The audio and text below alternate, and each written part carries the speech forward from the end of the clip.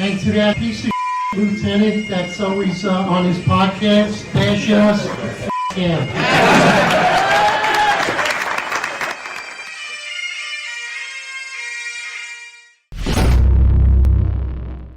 All right, attention to roll call. That's right, everybody. Good morning, 8:05 Eastern Time. We are live, brother. And, of course, for me, it's still dark outside of the West Coast. Good morning, Hassan, Joe Mango, Nighthawk 13666. Top of the morning to you, brother. Matt O'Brien, Cactus Show 314. Jesse James, thank you so much for already donating to the podcast. Before we even started, $4.99. Thank you so much, brother. We really appreciate it. Absolutely. Unfiltered Fishing. Who else we got here? Paul Haggerty and Sherry, of course. Thank you so much. Rich Raj, Joe Rasco, Rafael Martinez, Yvette. Of course, let's get right into it. Thank you, friends and listeners. We appreciate it. Tom, same to you. What's up, everybody? Good morning. Listen, a lot of people are pointing out about when we were talking about is the NYPD more proactive than ever. So we're going to talk about today, we're going to talk about the New York State troopers being deployed to Roosevelt Avenue in Queens. So I think just based upon that alone, we could say that the NYPD is not more involved as ever, is not more hands-on as ever. They're not involved in it. So when we talk about assaults are up on cops, it's not fair to sit there and say from how the upper echelon says, well, assaults are only up on cops because they're more proactive. And they keep showing this graphic, right? Every few days they bring up the graphic. They show you how many guns they got off the street. But I think we have to point out here that this shows one, the amount of guns taken off New York City street shows a failure in public safety, which we've said before, because people feel free to carry guns on New York City streets. When in the past, under mayors like Rudy Giuliani, under mayors like Mike Bloomberg, under mayors like even Bill de Blasio, people were afraid to carry firearms on New York City streets. And that is a fact because of the police practices we deployed, because of the public safety tactics we deployed.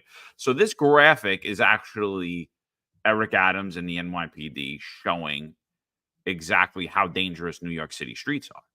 Now, is this a knock on the rank and file? No, it's not, because they're out there and doing the work. But who's actually getting those guns? So, Eric, who is it that's actually getting? There's 18,726 guns taken from 1/1/22, which is when Eric Adams took office. That's why they have that, to 1/1/24, right? Which is 5,000 current for year, 5,131 guns. Who's responsible for getting those 5,131 guns? Well, as always, so years ago, we used to say 10% of the job does 90% of the work. And I think right now those numbers are even more egregious at this point. I would say it's less than 10% of the job that's actually doing 90% of the work when it comes to intrusive police work.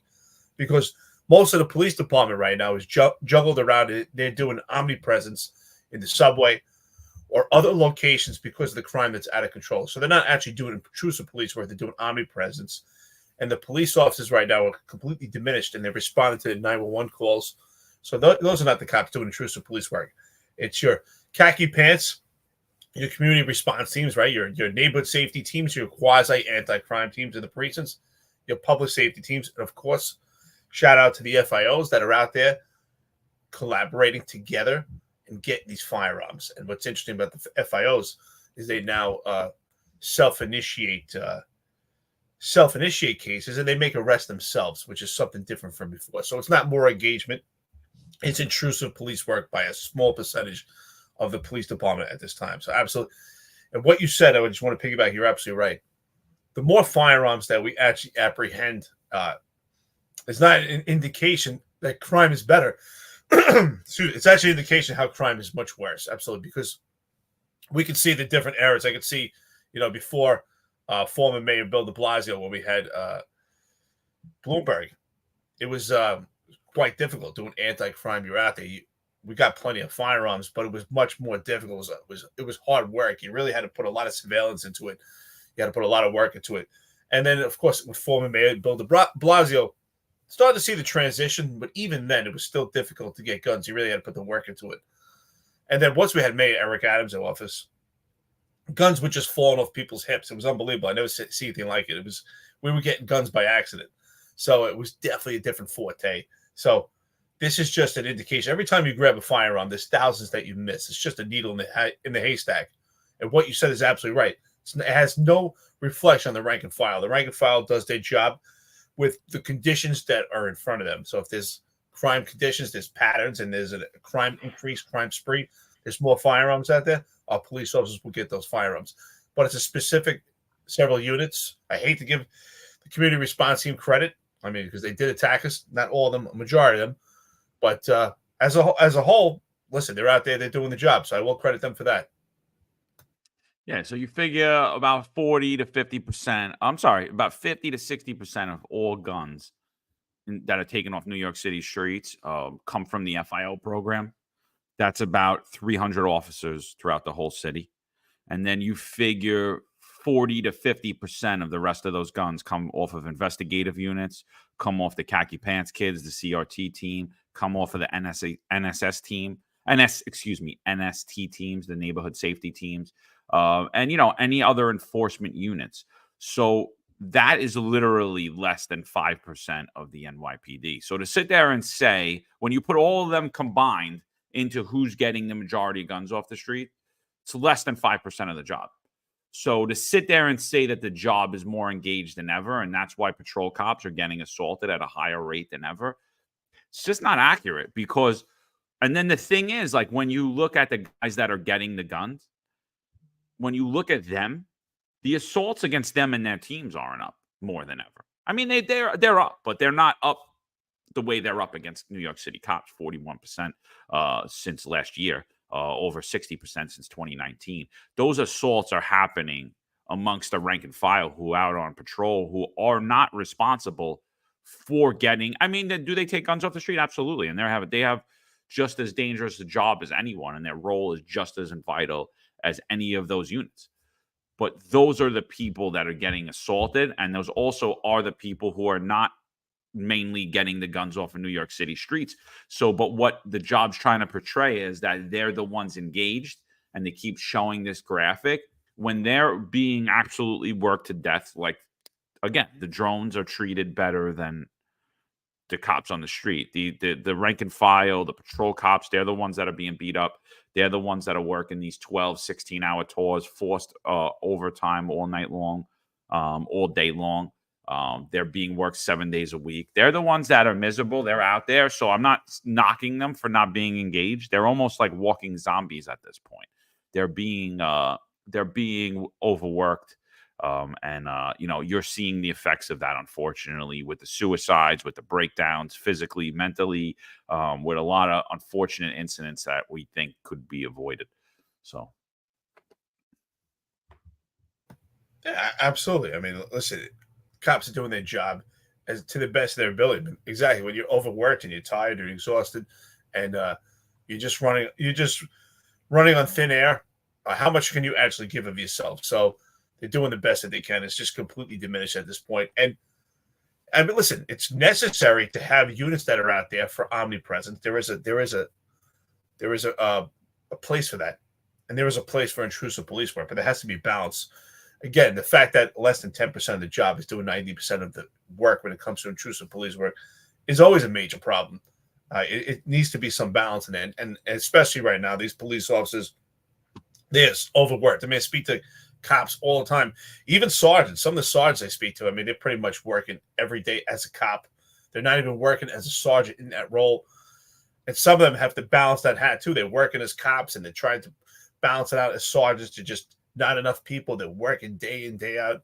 I mean, I've actually spoke to some cops, and I'll keep them anonymous, of course, but pretty much cried to me on the phone how much their work is just, completely just over exhausted, have no time at all, just to the point they can't even think anymore. Some of them are just, there's no point even making it home. They're either sleeping at the precinct or they're sleeping in their cars. So it's completely miserable. Inspector Ronald Lasik. Sleepy Joe, thank you so much for the 561 to the podcast. It says, Lieutenant Dim, make sure those access to guns conferrals are made with the FIOs. Absolutely. Listen, I give a lot of credit to the FIOs. I've worked with some amazing FIOs. Were fantastic. I had, they were really on point. They were, great to work with. They were really super motivated. I mean, someone had made a comment that some of the FIOs suck. I'm sure they do, but I can tell you the ones that we had in PSA 7 and PSA 4, they were great. They were great. They were really on it. They got a lot of search warrants. They were, if you brought somebody in, they were fantastic at the briefing. So, hats off to them. Let's switch gears. We're going to honor Ron Layson, who just retired. He served a long time with the police department. He was actually one of my bosses. Excuse me. When I was in housing, he was actually in charge of the housing borough. So shout out to Ron Layson for an excellent career. I'm sure it's a bittersweet for him, but you know what? This is a great opportunity. Do not let this be your whole story. Just let this be part of your story. Move on. Enjoy your family. Ron Layson always weighs in here on this chat. He weighs in on X Spaces. Great friend, great listen to the podcast. Thank you so much. We wish you well. Congratulations on your retirement. Yeah, absolutely. So we asked Ron what's his next move now that he's officially retired. He's in retirement. He said he's going to keep us in line. So we look forward to it, Ron. Thank you for always being a friend to the podcast, giving us your honest opinion, whether you agree with us or not. We appreciate you. So he is Ron Layson accepting an award.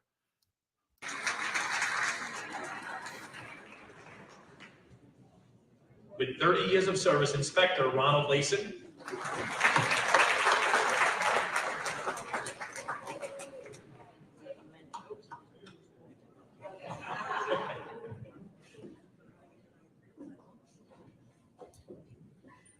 With 38 years of service, Deputy Chief Joseph Campbell. So glad to see that Ron wasn't ousted because he's on this because he weighs in on the podcast. Because I'll tell you, Ron's become famous throughout the New York City Police Department for weighing in because we bring him up, like when we mention your guys' comments. Because everywhere I go, if I run into someone like, "Oh, I love the show, I love you guys," I know Ron, and I'm like, "Oh man," it's like now I know. I was like, now I know why people don't follow and weigh in. Hey, you know what's fun? You know what's funny? I retired 2 years ago, and I know the same thing for you. But you know who was not invited to the stage? This guy and this guy. I did not get an invite, and neither did you. So, listen, it's quite interesting that we never were invited. But hey, Juju, I'm sure you'll be walking across that stage pretty soon, or maybe you'll be walking 500 Pearl Street. Who knows? But anyway, shout out to Ron Layson. 30 years of service, outstanding. Good man, good leader. Actually cares about people. He shows it right now, right? Every time he still has a great friendship, and we appreciate his support. And listen, most of the time we disagree, but and a lot of times we agree, but we have great conversations about it, and it never gets to the point where anyone gets angry. It's just, it's meant well. So, John, let's get into it, brother. Yeah. So Juju must have got his phone back. Congrats, Juju, to getting your phone back for the second time. So we missed you yesterday. We're glad you're here. So he says, no, John, red states like the one you reside in flood safe blue states with illegal guns due to lax regulations.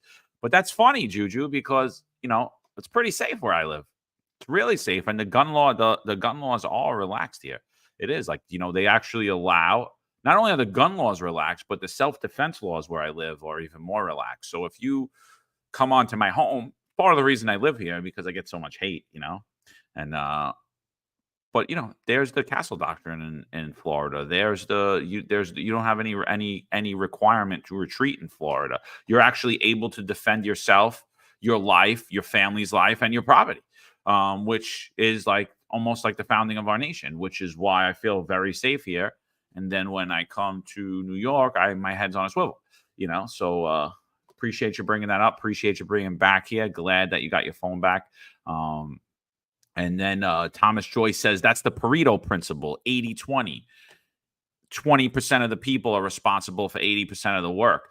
And Tom, you're 100% right. That Pareto principle goes out throughout any field, anything. It holds true in almost every situation when there's group, when there's work. Doesn't matter what type of career we're talking about. The Pareto principle usually holds true.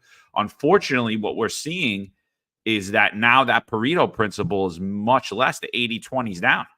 It's 95-5. It might even be 97-3 at this point in the police department. And that's being not the reason that's happening is because of the lack of leadership, the egregious nepotism, and the corruption too. All of it's playing out, all of it's playing together, and it all stems from the top. It all comes from Eric Adams and his crony appointments. So yeah, that Pareto principle, I mean, that's a real thing. There's been study after study done about it. And but it's not holding true in the NYPD. It's much worse. Yeah, I just want to reflect on one more thing with Ron Lason, just, because I always talk about leadership, and he showed leadership and compassion. Really, what he did was he built relationships with the cops, including myself and the lower ranking supervisors, which is, I always say, is the most effective tool to leadership and effective to your organization, is building relationships. And how did he build those relationships? Anytime myself with my teams, when we would get a legal firearm off the street, so Ron Lason would take the time out, and he didn't have to. He'd actually look into the actual arrest, and he would write letters. It wasn't just an actual template. He actually wrote letters for each cop that was involved, and me personally, he would write a letter thanking you, showing gratitude for the great work that you do, and understand that you put your life on the line and what you do to go out there to get a legal firearm. And he also went out and had challenge coins made.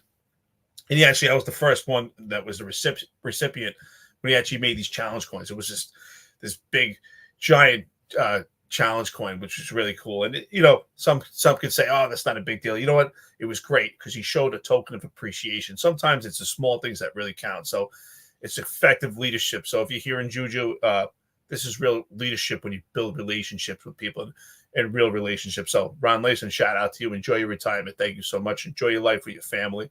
And there's so much more. So be careful out there. Be safe. Thank you. Yeah, Joe Roscoe says, wow, John, FIOs suck. It's a scam spot. Maybe like 8 precincts have decent FIOs. Listen, I'm just telling you the numbers of the arrest. I don't know who's who anymore. I have no idea. I know I was an FIO. I was forced into taking that spot. I love doing anti-crime. I was forced to become the FIO. And it was a great preparation for me. I wasn't an FIO team at the time. I was it. It was one guy. It was great preparation for me to become a sergeant, I think, because I was really acting as a corporal at that point. I still did the anti-crime work. I still went out maybe one or 2 nights a week with the crime teams, made arrests, but I was signing up CIs. I was debriefing all the prisoners. I was putting together all the watch lists. I was checking the leads online system. I was running through 61s, trying to match sold property with stolen property. I had a heavy hand in a lot of it. I was advisor to the CO, to the SOL. I think that spot it's a coveted spot, and it should be a coveted spot. I don't know what happens now, but I mean, the numbers are the numbers. It's 300 guys responsible. And maybe in that 300 guys, that Pareto principle holds true, and it probably does, that 20% of those FIOs do 80% of the work, and that's why that principle holds true. It transcends policing. It transcends any type of career or job or anything that we're talking about, team sports, anything.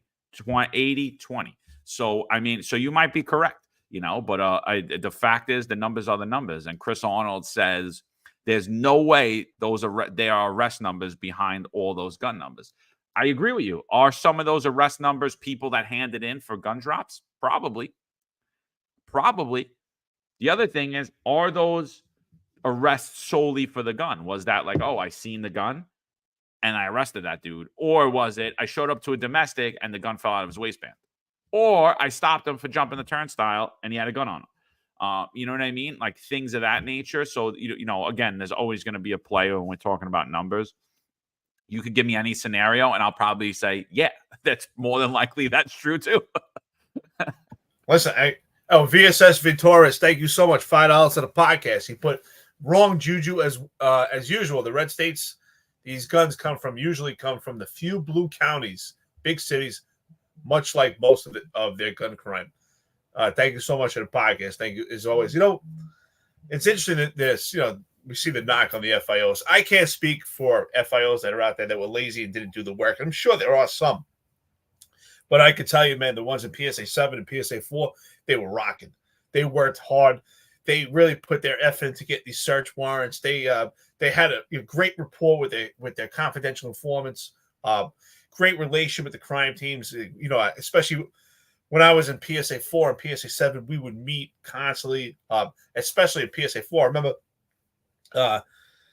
Shout out to Bobby Clark. He was the FIO back then, and he would always come to the crime teams, and we would always talk. And Frankie Sapula, PSA 4, shout out to him also. We'd always work together. Great guys. Timmy J. Cox in PSA 7, awesome FIO, man. We used to get a lot of guns, and these guys really worked hard. They were outstanding. So I can't say I have nothing but good things to say about them. Tom says they have aviation pilots and ESU cops standing on shooting posts. Unreal. So, all right, I think that's a good segue. I think that's a good segue into what we're going to talk about. So we got about 315 people in the chat right now. Thanks, everybody, for joining this morning. We're going to be talking about the New York State Troopers being deployed to a crime-infested block in Jackson Heights, Queens. What is it known as? Sweetheart Alley or some shit like that? So we're going to bring that up. We'll bring that article up in a second. And, but I think what you're seeing is the diminishment of the NYPD, and instead of actual on the ground results, what the NYPD does now is do media tours. It's what's known as perception management. We can't take credit for that. It's going to be another member of the Finest Unfiltered, Marlon Bethel, who had originally pointed that out. They're doing perception management. So what they're doing is anywhere there's a problem, like whether it be the trains, whether it be Roosevelt Avenue in Queens, whether it be anything, your neighborhood, and you make enough noise, you get. And I don't know why my mic keeps unplugging, but you get your elected officials involved. You make enough noise. You get enough media attention. So much media goes down there and shows exactly what's going on in that precinct at that moment in time on that block. The NYPD, along with the mayor and everyone else, goes out there, holds a press conference, and does a whole dog and pony show. And now we've seen Kathy Hochul deploy the state troopers down into the subways, which we laughed at. We made fun of, myself and Eric.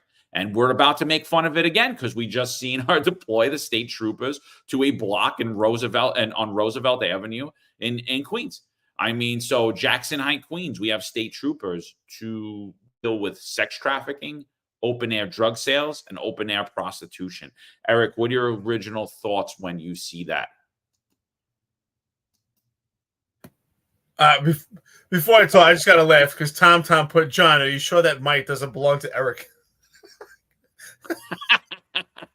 I got to laugh at that. Listen, huge dog and pony show. As soon as I saw the article that state troopers are going to be deployed to the Sweetheart Alley, whatever they call it, the Sweetheart Market, whatever nickname they give it. They got a bunch of nicknames for Roosevelt Avenue, is laughable. I mean, first of all, the state troopers are not familiar with this area, not familiar with dealing with military age males. They're not getting an inside bird's eye view to what's going on, because the quality of life conditions that you see that's going on at Roosevelt Avenue, some can be dealt with intrusive police work, and some need a legit investigation.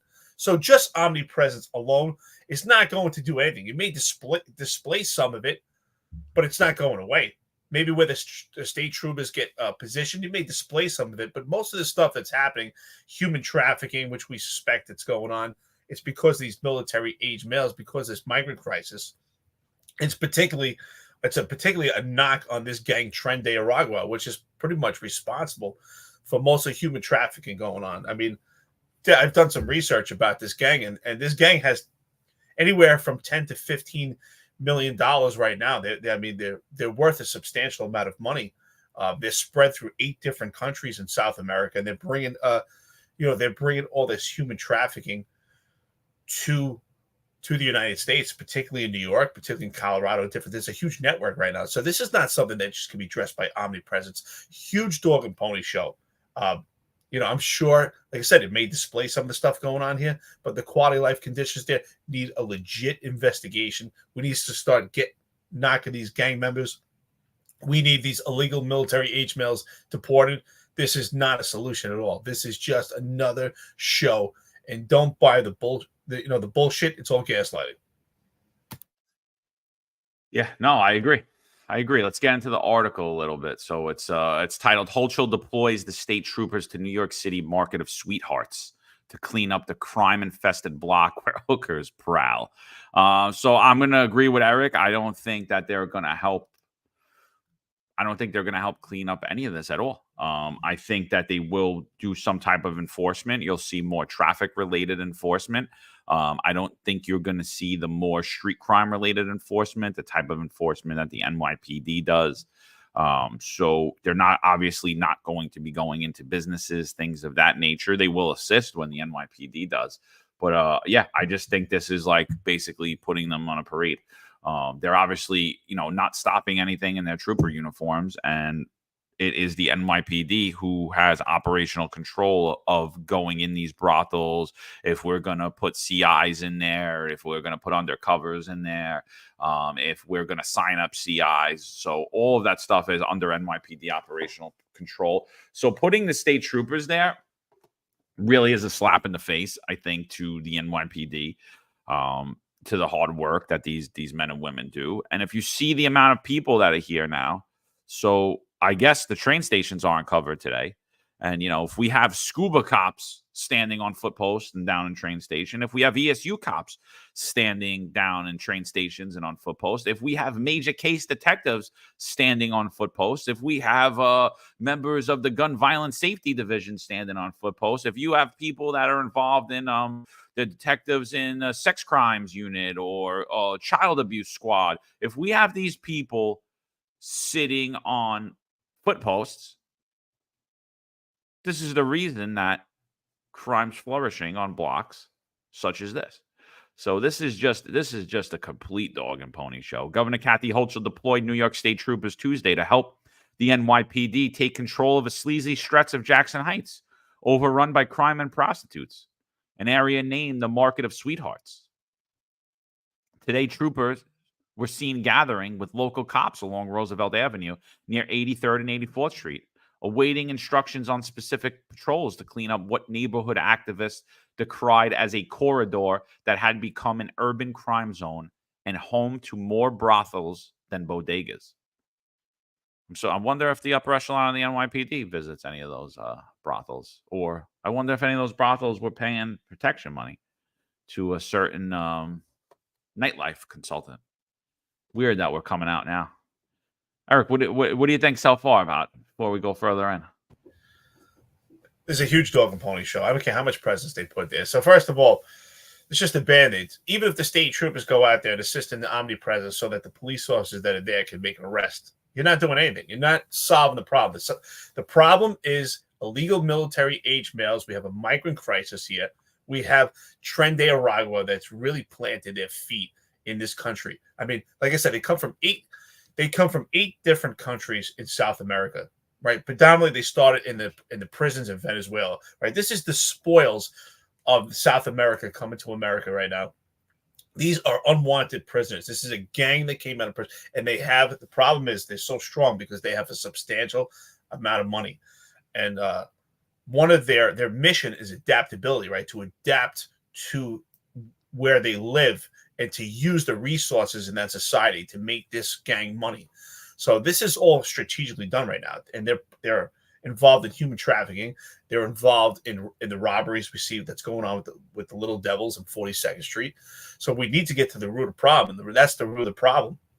If we go out there and arrest Johns, it's low-level violations, low-level crimes. If we go out there and arrest prostitutes, it's just a Band-Aid. The prostitutes are not going to talk. They're human sex trafficked right now. They're scared themselves. How are they going to talk? This is just a Band-Aid. This is not getting to the root of the problem. The root of the problem is illegal military age males. It's a sanctuary city. We need these people deported. If we get these people deported, we stop this. This is just a dog and pony show. That's the reality. Yeah, 100%. So Kaz Daughtry, NYPD Deputy Commissioner of Operations, was on the scene indicating the importance of the mission, which came after fed up local business owners and residents begged for help. Civic leaders applauded Hochul for dispatching the state troopers in the NYPD, as well as the Adams administration for ratcheting up patrols and enforcement along a number of raids that had a little long-term effect, as the brothels and illegal vendors would sprout back up immediately after they were shut down. Last week, the Let's Improve Roosevelt Avenue coalition urged Hochul to send state troopers, while NYPD interim commissioner Tom Donlin personally visited the notorious strip over the weekend and promised more resources to fight the prostitution and sex trafficking and other crimes plaguing the area. We appreciate Governor Kathy Hochul, Mayor Eric Adams, Commissioner Tom Donlin, and Deputy Commissioner of Operation Kaz Daughtry for assigning more police resources to Roosevelt Avenue, the group said in a statement. Deputy Commissioner of Operations Kaz Daughtry was on the scene on Roosevelt Avenue and 84th this morning. Democratic District Leader Hiram Monserrate, the former state senator and councilman and co-founder of the group, said he was thankful after observing well over 200 police officers from the NYPD and New York State troopers. Today, true leadership stood up and began the process of taking Roosevelt Avenue back from the street gangs, cartels, human traffickers, streetwalkers, and other criminal operations, Monserrate said. We support our police, and the community is looking forward to seeing the positive results, he added. We need public safety and quality of life return to Jackson Heights, Elmhurst, Corona, East Elmhurst, and we will remain vigilant. Eric, what do you have to say to this, gentleman? You know what's funny about this? This whole operation is actually going to make things worse. So this gang, Tren de Aragua, has about 15 million, and they're making more now that they're here occupying the United States, especially New York City and other big cities in this country. Someone had made a great comment here, which is pretty true. Let me see if I can find it again. So someone made a comment that basically 75% of violent crime in Venezuela has decreased and gone down because they're here. They're occupying this country. And the reason why I say this is actually going to make it worse, because this is not going to make this crime go away. This gang right now is not going to lose money. What they're going to do is, because this may be an inconvenience right now because of the omnipresence of the police department along with the state troopers. Now, we don't know how many they're going to deploy. This may cause potential customers, whether they're engaging in buying illegal, whether they're buying marijuana illegally, or if they're buying drugs, or if they're actually taking part in prostitution, they're going to avoid this location. Now what they're going to do is they're going to cause this to get started on another street in the city right now.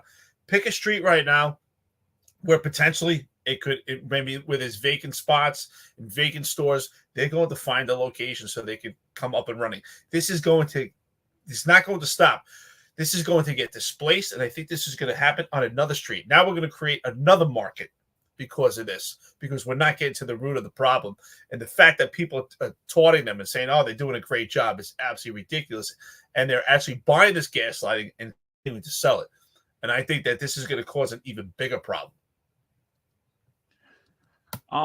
So they're absolutely not going to they're not going to stop anything. This is exactly what you said. It's a dog and pony show. It's smoke and mirrors. There is no effective plan, right? Originally, I heard Kaz Daughtry say 90 days. For 90 days, this is going to go on. So we're going to put 200 officers here for 90 days. I heard him yesterday say 60 days after that. So I'm wondering if they took away 30 days off of that. And I don't think you're going to see an effect at all because it's more of the same. Like I said yesterday, Einstein's definition of insanity is doing the same thing over and over again and expecting a different result. So this is about the fourth time that this is happening on the same block, and we're doing the same exact thing. Except now we sprinkled in some state troopers. Oh boy. Oh yes, that's great. That's really going to solve the problem. This is just to gaslight the public. This is perception control. They will have no effect on it. And like you said, long-term results has zero effect. Short-term displaces the crime that's happening on that block to other areas. What sticks out to me about this the most is I remember as a young kid growing up in Brooklyn, I remember 7-2 precinct under the BQE.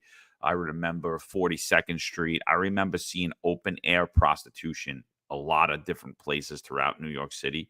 I remember seeing prostitutes all over the place. I remember seeing people using and selling drugs right out in the open. And that had basically been eradicated by the time I was 18, 19, 20, thanks to the hard work of the men and women of the New York City Police Department and the actual leadership from men like Rudy Giuliani, Bernard Kerik, people of that nature, Ray Kelly, Mike Bloomberg. It was eradicated. I don't want to say it was eradicated, but what happened to it is it went inside. It went off the streets. It wasn't out in the open. It wasn't in your face. Did prostitution go on? Yeah, I'm sure. Sure it did. I didn't see it. You didn't see it. Your kids didn't walk past it. Did drug use go on? Yeah, sure it did. Drug use is going to be there, unfortunately. It's a disease. People want to drown their sorrows and whatever. But it wasn't on the streets. It wasn't out in the open. You didn't walk down the block with your newborn baby and smell marijuana. You didn't walk down the block and roll the stroller over needles in the street or crack vials and things of that nature, where in the 90s you did, right? In the late 80s, early 90s, even the 70s, for a long time I wasn't around in the 70s, but I read a lot, I watch a lot. So that's basically what it was. From the 70s to the late 90s, New York City was infested with all of this type of crime. And here we are again. Here we are again, repeating the mistakes of the past. And what this plan is now to flood Jackson Heights, Queens, the market of sweethearts, is doing absolutely nothing that Rudy Giuliani and the NYPD did to bring that and push those crimes inside and off of the streets. This is just displacing it. So I agree with you totally. Well, actually, Rob Nappy actually solidified the mistakes of the past. He says, and I remember this, right? Because he said some corporate memory. In 1983, Ben Ward started the first Operation Pressure Point to combat the heroin street sale conditions in the 7th and 9th precincts. What happened? It moved over the bridge. Rob Nappy, you're absolutely right. So back in the early 80s, what they did in the Lower East Side is the drugs were so bad. And back then, the real estate was worth nothing. You couldn't even buy a building for $1. It just went to total crap. And what they did was they flooded with omnipresence. They took cops from Harlem, from housing locations in Harlem. They took cops from all over the city, and they flooded the Lower East Side. And all it did was displace the crime. The crime never stopped. It just displaced it. They were able to alleviate it from that area because the big corporate wanted to put real estate in the Lower East Side. You see the byproduct of the results today of some expensive buildings in the Lower East Side. But it didn't. The crime never went away. It was just displaced. And arguably, it made it worse because it started to spread in different areas. And that's why I say this could actually make things worse, because this market is not going to stop. Now the market is going to be spread out. It may not even be just on one street. They're going to create more markets. You might get pockets in different locations. Now it's even harder to control. So this is absolutely stupid. I think that, again, Rob Nappy, you nailed it, brother. Absolutely. We see the mistakes of the past, and now we see it here again. Yeah, absolutely. So this is just robbing Peter to pay Paul. Obviously, the surrounding precincts and the surrounding areas, and wherever these officers are from will take away from the response times. You're going to see response times continue to rise as a result of this dog and pony show that does absolutely nothing. Raymond Ramirez Baez, the coalition, said the group was confident that the community was taking a turn for the better. Our coalition will continue to defend the community and stand up, he said. We are especially grateful for the state of New York that added resources in confronting this crime wave. The Post has reported the ongoing issues at the Troubled Strip, where migrant gangs allegedly have hand in sex trafficking and selling stolen goods in illegal sidewalk markets, sometimes feet away from the stores from which items were taken. Brothels were even seen located across the street from public schools. Police have continually tried to stamp out crime there. In January, the NYPD raided and shut down a dozen brothels along an avenue, describing their inhumane conditions. In September, a 24-hour brothel dubbed the worst of the worst was padlocked. I wonder if that was properly documented. the stuff that was taken out of there and the arrest made. But actually, I don't even think arrests are being made, right? Because I think I heard Eric Adams talk about that. We're not arresting people. We're just offering services. So we're getting no information on how they're being sex trafficked because we're not arresting people and we're not holding people accountable for their actions. So great job, Eric Adams. So all the people that are going nuts about Ramos, I mean, what's different between her than Eric Adams? Significant difference is Eric Adams says he's against it. She says she's for it, but they both have the same exact plan, do absolutely nothing about it. State police spokesman said in a statement, the number of troops deployed would fluctuate from day to day. We have troopers assigned to assist the NYPD and the Queens District Attorney to address issues on Roosevelt Avenue, which will be ongoing, said State Police spokesman Bew Duffy. There was no immediate comment from Adams' office, the NYPD, or the governor's office. So what's interesting, what's really important, what's notable about this whole operation is that they claim that they want to stop it. But if they really wanted to stop it, they would work with their federal partners, because how do you actually stop human trafficking? Human trafficking is just not on this local level. If anyone believes that this human trafficking is just contained to this specific street, this is on a global level here. This has to be stopped from the root, and the root is this actual gang that's coming into this country and putting this market out there of human trafficking. So they would actually have to work with their federal partners, and they would actually have to report the arrest that they make of illegal military age males to actually start to crack this thing down. So again, it's a sanctuary city.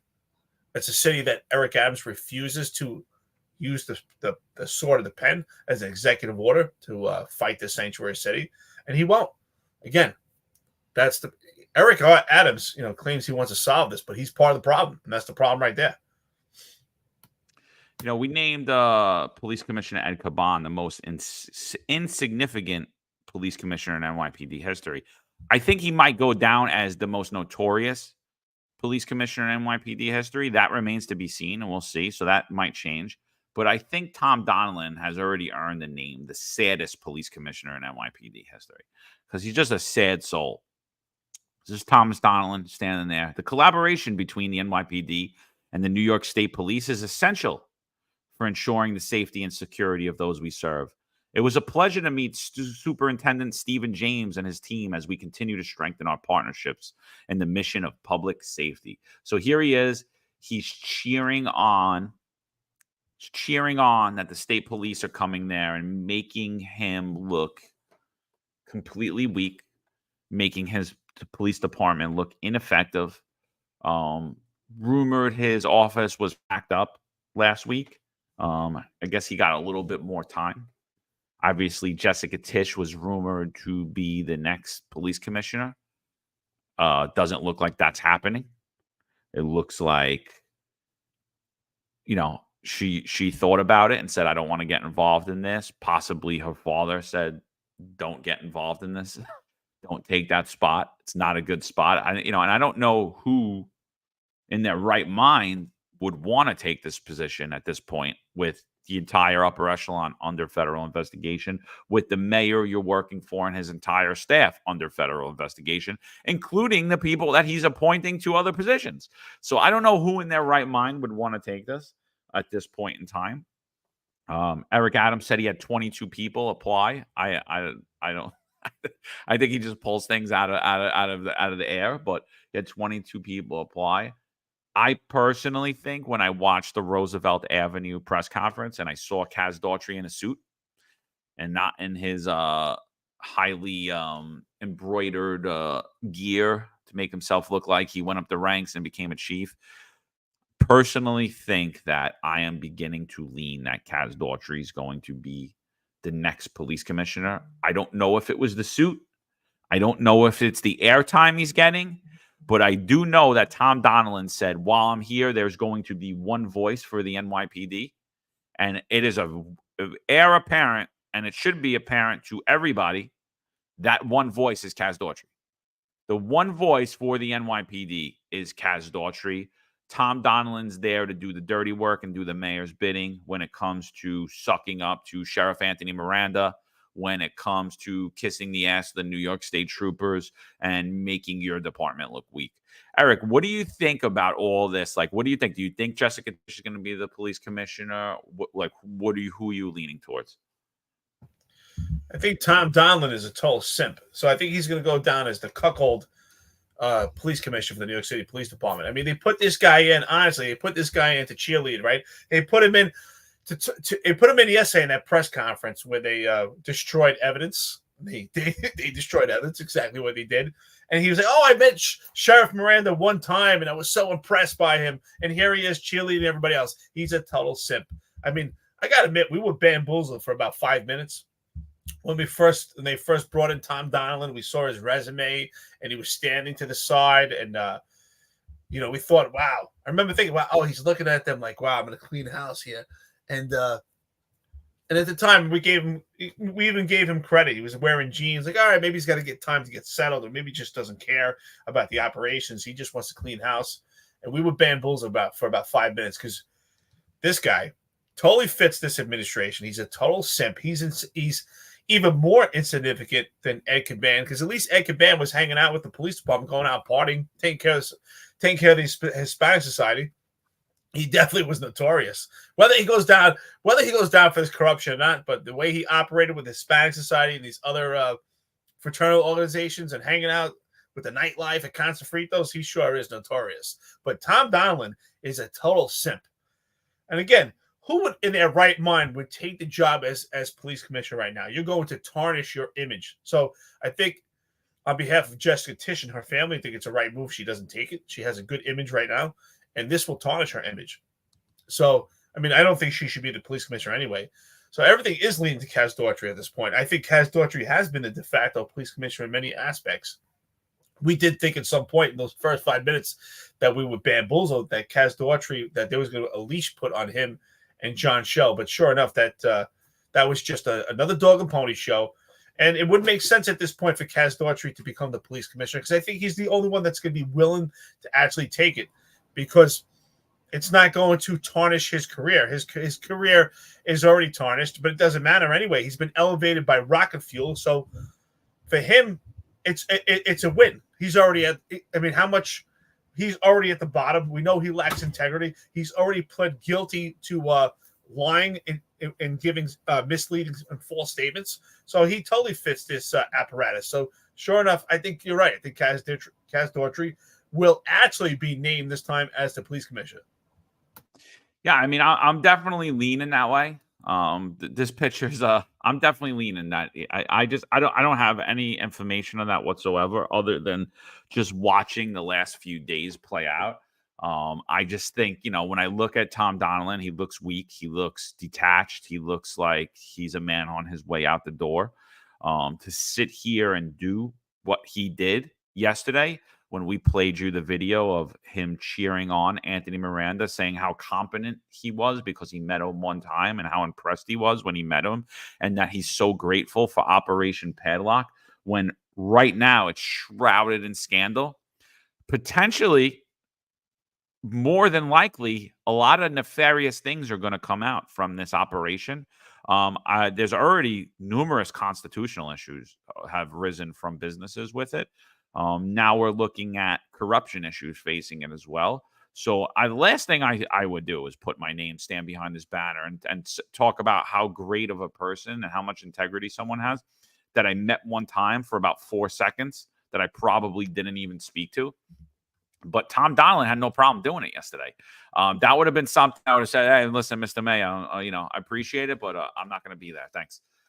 So he writes this yesterday. In a few short months, Operation Padlock to Protect has closed hundreds of illegal smoke shops and seized numerous dangerous products, including hazardous vape products. Today, with New York City Mayor Eric Adams and New York City Sheriff Miranda, we announced the destruction of over 1,200 pounds of illegal vape products. Through those operations, we successfully improved the quality of life for New Yorkers. I would thank Mayor Adams for giving us the tools and the partners we need to get this done. And I commend all of those involved for their unwavering commitment to public safety. So public safety is having people assigned to you from the NYPD that you don't know how many they are, Public safety is going out and shuttering businesses, and you don't know how many arrests or summonses you issued.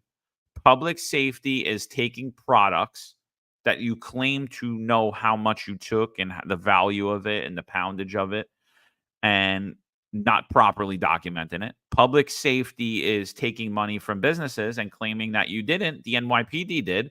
The NYPD claiming no, they didn't. And then you claiming, oh, I have just found 100,000 in cash in my office. Could somebody come get this? I have no idea where it came from. So that's the public safety that Tom Donlan's talking about. That's the public safety. The public safety is let's spend millions of dollars for the next 90 days, have state troopers deployed to Roosevelt Avenue in Queens and Jackson Heights in the market of sweethearts, and do absolutely nothing to stop the things that the people in the community are complaining about. That's Tom Donlan's version of public safety. John, could you tell me the name of the previous New York City sheriff? I couldn't. Yeah, I couldn't. Exactly. I do know it. If you said it to me, I would know it, and I would only know it because he shuttered businesses during COVID, and he was taking a lot of unconstitutional actions. But it's not somebody that sticks out in my head. It's not somebody that sticks out in my head. And that's my point. Even with that, right? So, even with that, all that stuff that went on with COVID, you're absolutely right. But he's still insignificant when it comes to the realm of New York City. It's not something that we typically see. We typically don't see the New York City sheriff being paraded around and being honored by the New York City Police Commission. Just not something that we see typically. Rob Nappy says it here too. Rob Nappy actually made a comment about it also, because we don't see the police commissioner gloating about the New York City sheriff. We don't see so many eyes on the New York City sheriff. Just shows you the substantial amount of appearance of impropriety with this administration. Again, we watched on TV, under Mayor Eric Adams, the police department take into custody evidence, and it's immediately going to get destroyed. I mean, the way they just threw it in bins, it wasn't cataloged, it wasn't categorized, it wasn't vouchered. The documentation of chain of custody wasn't there. So, Gail Brewer, I hope you will watch this. You had a lot of questions, because your questions should be answered just by watching that press conference. That press conference should answer all your questions. What is their chain of custody? There is none. What is their documentation? There is none. It's immediately getting destroyed. We literally just destroyed evidence. And whatever money actually coincided or correlated to those seizures, we'll never know. Because how is that money documented properly along with the destruction of this evidence? We don't have the correlation. It's not documented properly. It's a complete epic fail. Yeah, I mean, I was thinking about that all night last night. I couldn't get out of my head. I wasn't feeling well yesterday. Actually, on the show, I had a crazy migraine. I think the change in weather, even here, it's not freezing, but it's cold. You know, it got cold. Like, and usually change of weather always screws me up. So I was like a little under the weather yesterday, but I couldn't help but like continue to flash back at that press conference. I was like, I couldn't believe what I'm watching, because I mean, I don't care if you know investigations, if you don't know investigations, how skilled you are, if you were ever even a police officer. I mean, we witnessed 3 people all under federal investigation: Tom Donlan, Eric Adams, Sheriff Miranda, all get up in front of the cameras, cheer on this Operation Padlock to Protect, that have numerous lawsuits against it, numerous corruption allegations against it. He has numerous corruption allegations against himself. And he owes city council all of this documentation for the work that New York City really is deserving of, right? Because this is public information. You work for the people. You're what known as a civil servant. You're a civil servant for a reason. You're a civil servant because you serve the public. Right? So the public has a right to know what actions were taken in each business, especially when you're shuttering tax-paying businesses and you're removing jobs off of New York City streets. The same way that New York City Mayor Eric Adams said that he wasn't going to do when it came to nightlife. So it's a complete contradiction to each other. It's a complete contradiction to the path that New York City mayor said that they were going to move in going forward. In one aspect, he said when it comes to bars and restaurants, we're going to help them grow. We don't want to shut them down. We want to keep jobs open. We want to keep businesses open. We want taxpayers to flourish. We want businesses to pay taxes. We want to help cure the problems these businesses have. But when it goes into a different field, this is way worse than the March program ever was. They're just walking into businesses without search warrants. They're coming down. They're shutting you. They're demanding things of you. We saw in Staten Island, they locked someone up for asking for a search warrant. And they gave him about 4 seconds before they threw him in handcuffs. I think that was the most craziest thing I've ever seen in my life. They just walked in the dude's store. They said, open up the back. We're here for an inspection. He goes, I want to see a search warrant. And they locked him up. I'm like, what? Wait a minute. Sometimes you have to explain things. This isn't how we were trained to act, you know. And then there was not like it wasn't. I didn't even see like a complete refusal yet on the guy. There was no tactics used. There was no tact used in it. That video's floating around as well. You guys could look at it. So, but when you look at the two, there's a stark contrast of the two. One we do nothing for, and the other one we have zero tolerance for. We'll come in, we'll shut you down. Oh, and by the way, we'll shut you down arbitrarily because the guy across the street that's operating the same exact way you are, we never went in his store and we didn't shut him down. Oh, and then when we took your money and your product, we issued you not one receipt for it. We didn't issue you one receipt for it. So to sit up there and watch this and then them talking about how they're going to destroy evidence, which is what they're doing. I have no faith that it was properly documented, that it was properly cataloged, that some of the product wasn't involved in active litigation, that the product was whole, in fact, that what they said they destroyed was actually there. I have no faith in any aspect of anything that they did yesterday. To me, that was very scary. That was one of the scariest things I've seen to date. Well, they're moving in like stormtroopers, but what are they also doing? And you just alluded to it. They're cherry picking their locations, right? They hit the one business and they don't hit the business across the street. So that, to me, that's another appearance of hypocrisy. Why are you cherry picking particular locations? What interest do you have in those other locations that you're not hitting? So that's another indication of potential corruption going on with these private businesses. How do they benefit by knocking off some of these businesses and not knocking off some of the other ones? So again, I think the appearance is right there. We saw it. And what I'm curious about, if it wasn't for this podcast and our friends and listeners that were all weighing it together, right? We built this network of giving our opinion. We all watched in real time, right? That was the first time that John and myself and you, our friends and listeners that were present, we all watched together. Live, we were doing the podcast, while live we watched Eric Adams destroy evidence with the New York City sheriff and the police commissioner. I mean, we have three high-profile figures of New York City that literally just circumvented the entire system that we've known for years that goes on with the New York City Police Department and the Sheriff's Office of documentation. Documentation, we all learned, is so important, right? If it's not documented, it didn't happen.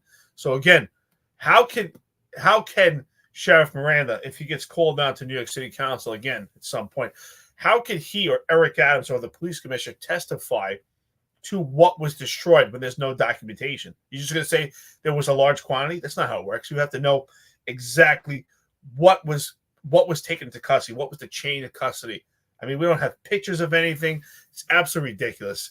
This is a huge epic fail, and they're flaunting it right in your face. And again, that's why I say if it wasn't for this podcast and our friends and listeners, I don't think anyone would have identified that they actually destroyed evidence on TV. I can't believe that they actually did it. It's amazing. Yeah, it's amazing that Eric Adams has the ability to stand up there still at this point. It's amazing that Sheriff Miranda still has the ability to stand up there at this point. You had said it earlier, Eric, on an earlier show. You said that, and Augusto Manoni is reiterating that. He says Hochul will never remove Adams because he's black and will play the race card, and she will never alienate the black vote. Eric had said that a few episodes back. I still say that. I still say there's no way. She's going to get enough pressure where she's going to have to cut ties. This is disgusting what we're seeing. This is absolutely disgusting. So this is Morgan McCahey asking Tom Donilon if he's going to get appointed permanently. Let's see. Expressed her hope that you'll stay on longer. I'm here to assist the mayor and help him reduce crime, do a fabulous job, and we're working here for him and the police department. Are you hoping to be chosen as a permanent commissioner? I'm here right now to do my job. Thank you. Expressed her. Are you hoping to be chosen as the police commissioner? I'm here right now doing my job. Well, he is there right now, but is he doing his job? You know, from what I hear, he doesn't have full security clearance as it is, so I don't even know how he can do his job.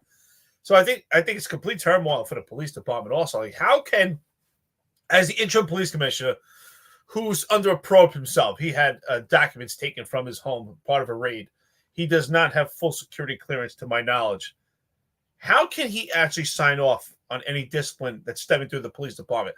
How can he sign off on promotions? How can he sign off on transfers? How can he sign off on anything? I think the police department's a complete turmoil. I don't even know how they're bypassing anything right now. How is this going to work out where he's not actually technically, he's really not even the police commissioner if he doesn't have security clearance. I mean, he should have more clearance than anybody. He's the ultimate person in charge of the police department. Huge failure. Here we go. Here's another picture of Eric Adams. So he's at the Italian Heritage Celebration at City Hall. There's the soft Republican from my district in Staten Island, David Carr, who at one time I was considering running against, but I don't think city council is for me. But yeah, soft Dave. There he is in the background. To the right of Eric Adams is Jennifer Raj Kumar, who is a state senator and now running to be the city comptroller so that she could, well, I mean, she was really only doing that to give Eric Adams full access to all of New York City taxpayer funds without zero oversight.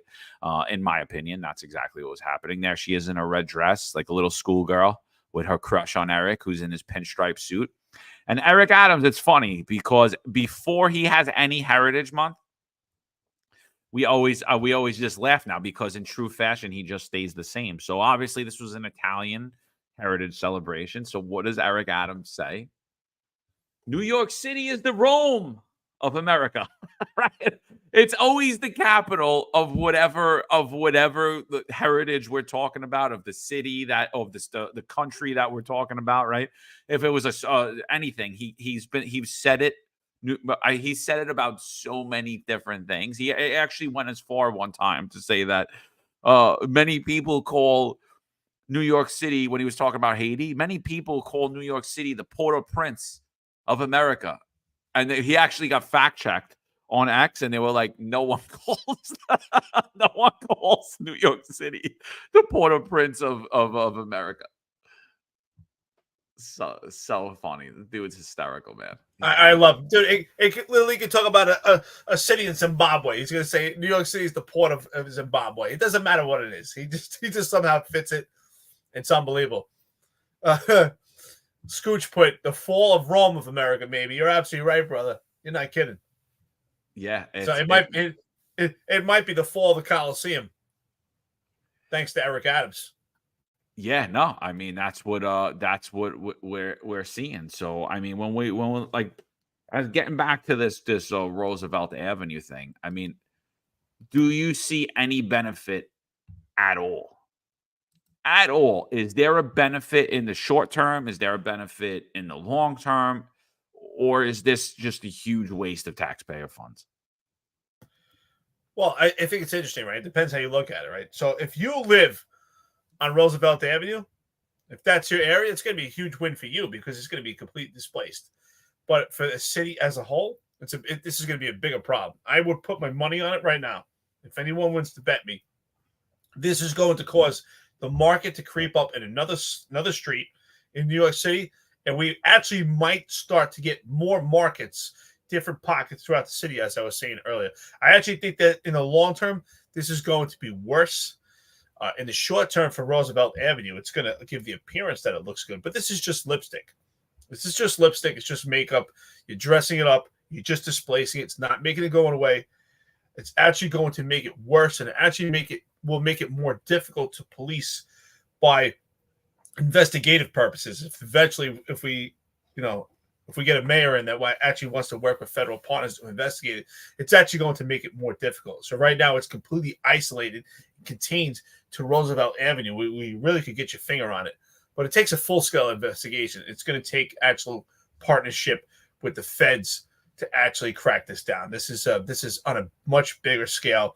This is not just Roosevelt Avenue. This is, if anyone thinks that it's just isolated to Roosevelt Avenue, it's foolish.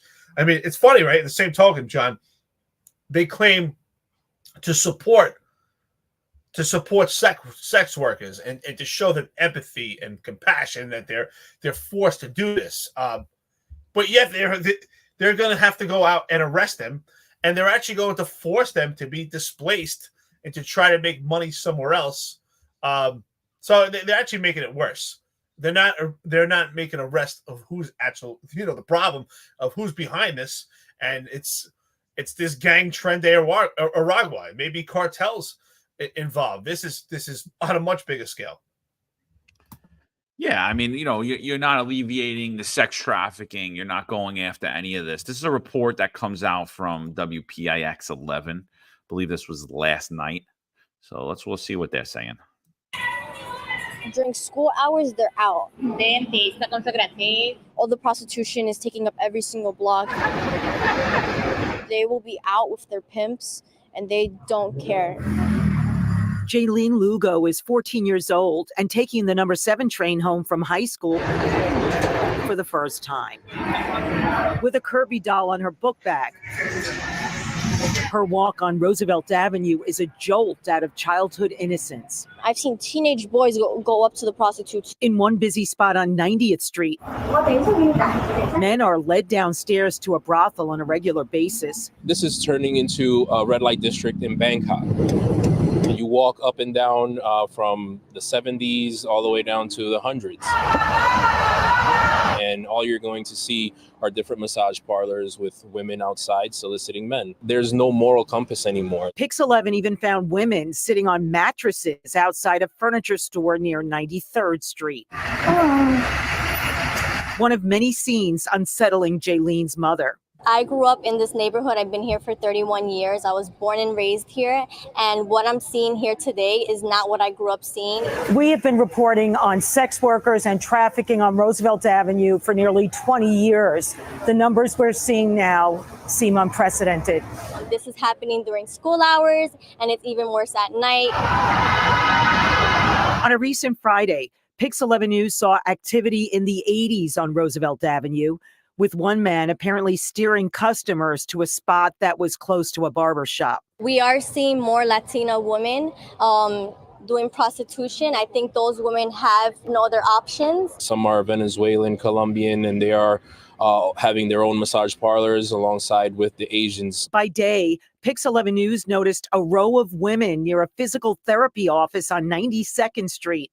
The manager inside telling us it's hurting his business. Because patients, they don't want to come in to do therapy because they are being harassed. We spotted a surveillance camera over the tiny hallway where the alleged brothel is located, which had wallpaper on its door. Eddie said police shut it down several weeks ago. I was happy, and then after 2 weeks, they came again. The manager of a cell phone store on the other side is also aggravated. Porque nos afecta el negocio. Los clientes no quieren entrar, aparte de... In late September, Masia Lugo organized a march along Roosevelt Avenue, carrying posters in the rain. But she said she's having a hard time getting the attention of politicians. At one point, she attended a town hall run by the Queensborough president, Donovan Richards. When he ended the meeting, I said, what about all the questions regarding prostitution? Because we all submitted questions regarding the prostitution, and they skipped all those questions. He did not like that I spoke out. He said, do not call out. But when the cameras turned off, he spoke to me on the side, and he told me this has been a problem for many years. And I was like, not to this extent. Mayor Adams, come back here and start taking care of business. We need New York and we need Queens to start to look the way it's supposed to. And it's not like this. Mayor Adams has told us he'd be willing to make a visit with us to Roosevelt Avenue. He has already checked out the situation at least once at 1:30 in the morning. But we explained to the mayor what school kids are exposed to during the day. We've also made contact with the borough president's office, and we'll have more tomorrow night. So this was actually 11 months ago, this report. So this was 11 months ago, people. I just played this. It sounds like it would have been yesterday, right? No, this was 11 months ago. So this is what Eric Adams, Donovan Richards, the elected officials, the NYPD, Kaz Daughtry. Kaz Daughtry had a few press conferences prior to this report 11 months ago. And then he had at least 3 press conferences in the last few days about it. So this has been going on.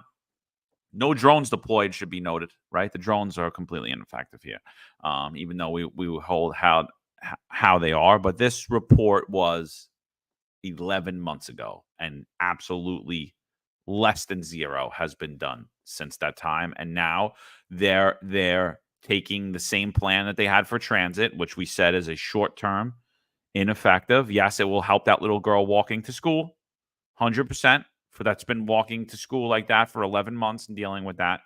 But other than that, it will have a net zero effect the moment they pull out. Absolutely. And I can tell you, listen, I understand that guy made a comment saying, this is like a red light district of Bangkok. And I can tell you this, I spent a lot of time in Asia. I spent a lot of time in Bangkok. There is a red light district there, but this looks far worse. Because it doesn't look nasty and disgusting that it does like this. This looks terrible. Like what I saw that these kids have to walk to school, it looks absolutely terrible. Just totally deteriorated this neighborhood. I'm sure it really brought down the real estate. Ron Layson, great question. So, question for anyone in the know: does the New York State Police have the ability to work with ICE? Is this an end around since New York City can't? That's a great question. I would say no. I mean, they're working. I think they're working in the jurisdiction. It's a sanctuary city. To my knowledge, I would say the answer is no. Again, this is just a Band-Aid. It's just lipstick. And I do believe, mark my words, remember I said in this podcast, I think this is going to cause more markets throughout the city. We're going to see more different pockets of various red light districts because it's going to be displaced. I think this is actually going to cause an even bigger problem. We need to shut this down, not just put presence. We need a full investigation. We need cops out there also doing intrusive police work. And we need to just constantly bombard the street. But we also need to bombard the other areas also, because it's not also where they're at, it's where they're going to. But we really need a full-out investigation. It's going to take, with our federal partners, it's going to take the removal of a sanctuary city. That's the bottom line. It's very simple. And you have to get to the root. Just, if you're trying to cut down a tree, if you just cut a branch, it's going to grow back. It's actually going to grow back in different places. That's what's going to happen with this. Yeah. So when it comes to state troopers, though, they're not beholden to New York City sanctuary city laws. Same way ICE isn't beholden to sanctuary city law. They don't care. But New York State is a sanctuary state. So I think that would preclude them from working with ICE. I believe that is one of the things about being a sanctuary city state. I could be wrong about that. I got to look it up. But New York City laws the state troopers aren't beholden to that at all. So, I mean, that could be a strategy.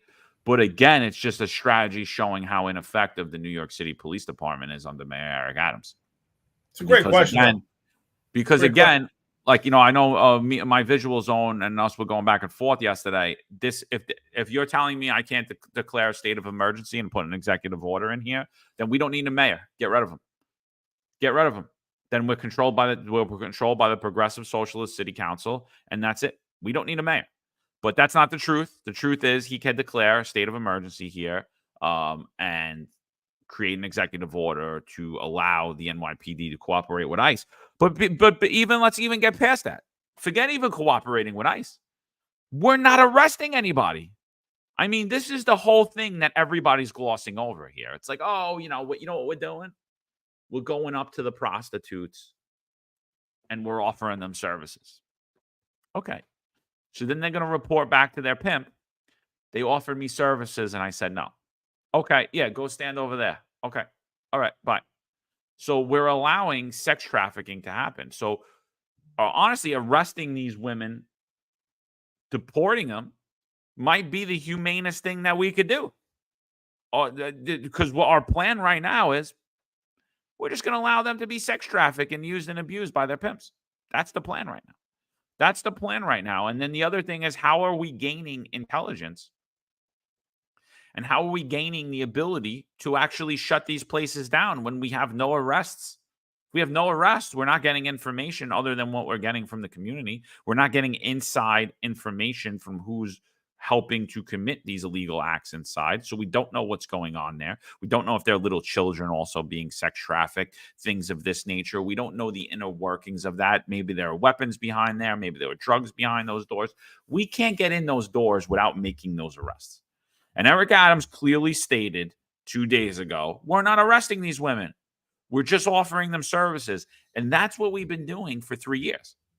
And that's what they've been doing the last 11 months since you watched this thing along Roosevelt Avenue. So although it sounded like it could have been last night, it wasn't. It was 11 months ago. I mean, think about that. So 11 months, the NYPD's mission has been to do, let's just continue to do the same thing over and over again and expect a different result. That's what the NYPD's mission has been. Well, you know what would be effective also at these locations would be march operations, which we don't do anymore. March operations would actually be effective. But again, something that we don't do anymore. Maybe James Caban could go over there and ask the businesses to pay. But all kidding aside, seriously, they're actually making this worse for these for the sex workers, if anything, because one, they can't talk to the police, especially since they're being human trafficked. So I think that is, at this point, the only resolve is either you actually work your federal partners and deport them, or since we're actually giving money for people to actually leave some of these migrant hotels, instead of giving money to them, to illegal military age males, maybe you give that money to some of these women so that they could actually go to maybe a different part of the country, or gives them some money so that they could actually leave the country and have a little bit of a start so they can break away from some of these pimps. But other than that, this is actually going to make it worse for them and potentially more violent. But I don't think they really care. They're not thinking about this on a big scale, nor do they care. It's just lipstick that they're going to put on a show. This is not solving anything. I think in the short term, we might get a better appearance, but it's just going to be a mask of what's going on here. And I really do believe that this is going to seep into different pockets throughout the city. This is going to be far worse. But it takes intrusive police work. You need boots on the ground there. You actually need losing prop operations and to shut this down. But it's going to have to be shut down, at the root. They really have to talk to these gangs, but they're not.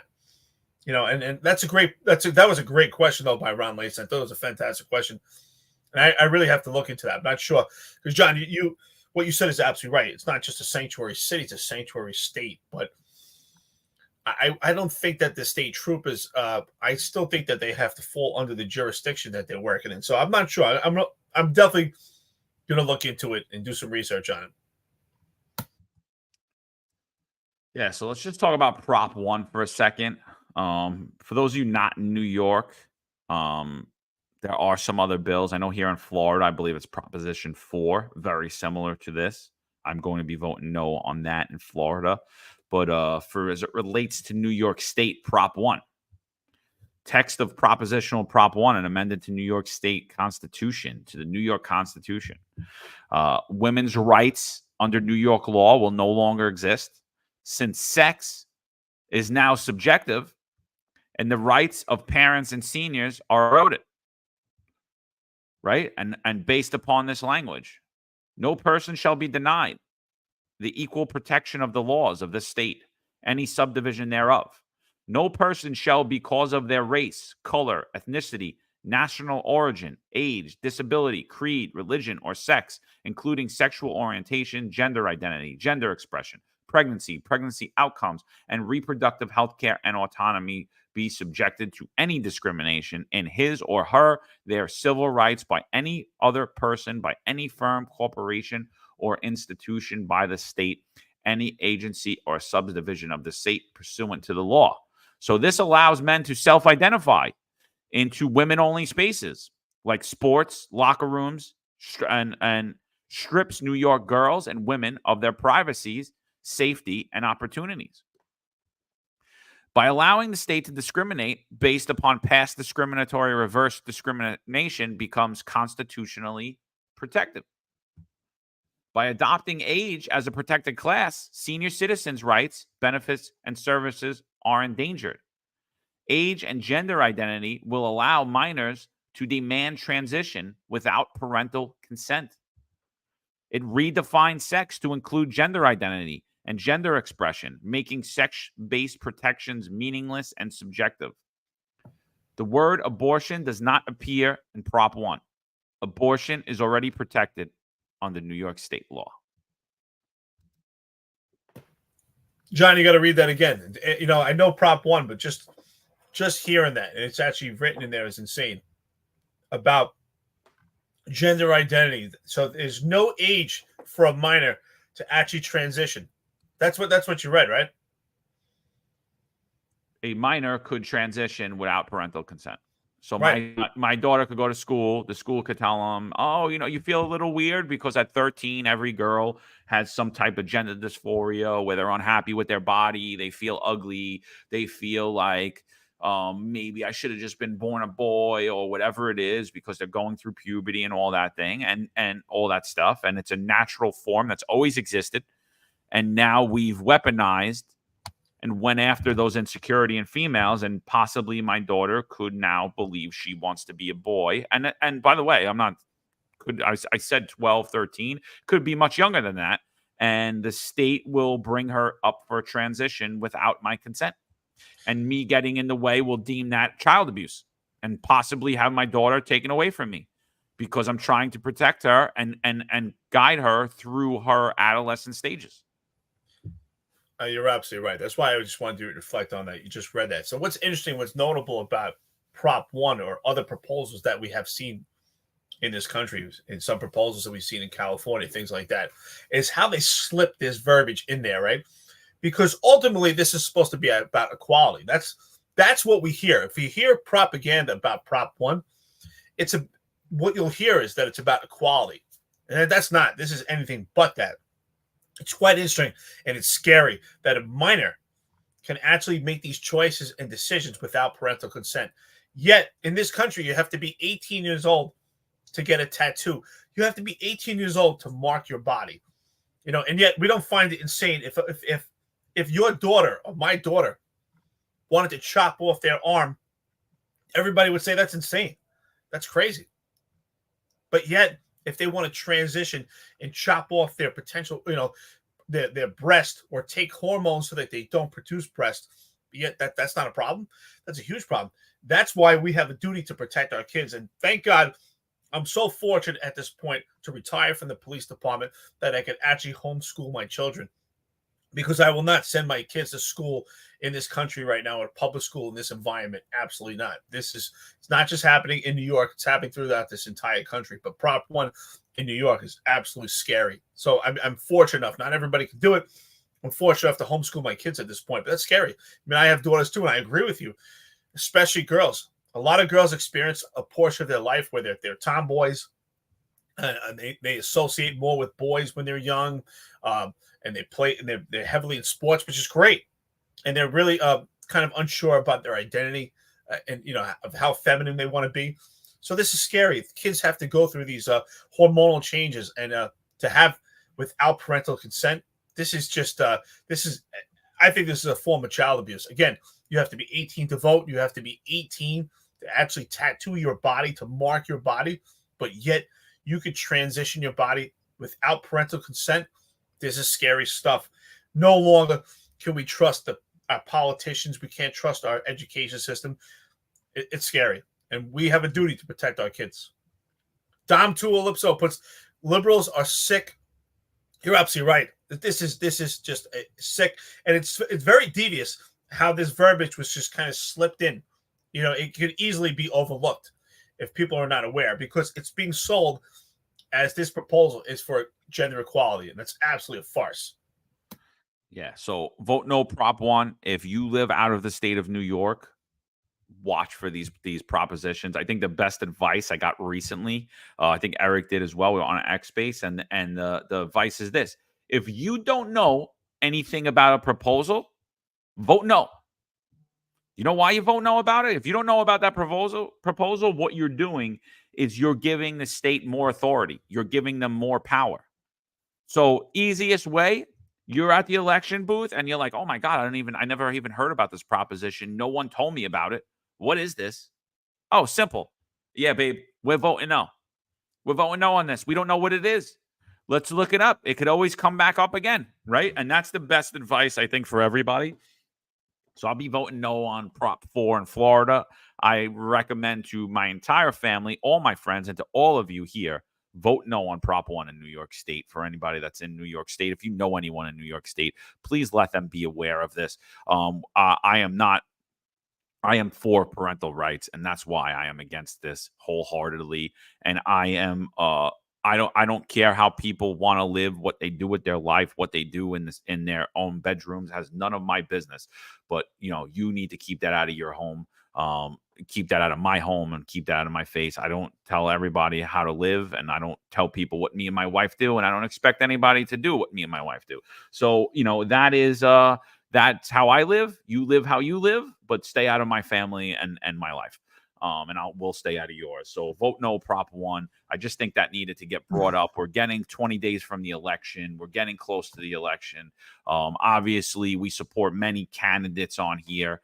We support Marco Kepi. We support Tom Sullivan.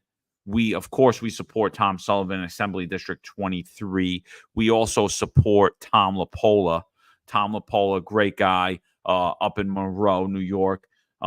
Everybody needs to really start to take hold of who we're going to get elected, who we're going to vote for. And at this point, we should just be voting the Trump ticket. I'm going to play a little clip of the Kamala Harris Brett Baer interview. I thought that was amazing. But before we do, let's just listen to our friend Tom Sullivan out of Assembly District 23.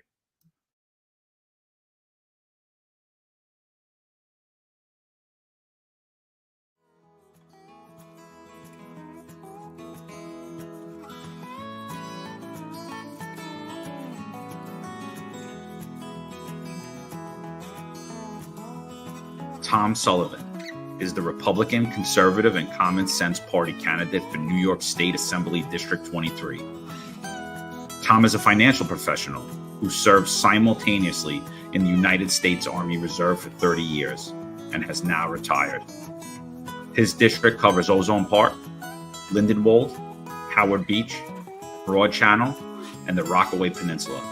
Come November, I would empower our law enforcement agencies to go out there and do their job and not put them or their families or their pensions at risk for doing their jobs. We need drastic change in Albany so that we have a say in this matter, and they realize people of New York State will hold them accountable.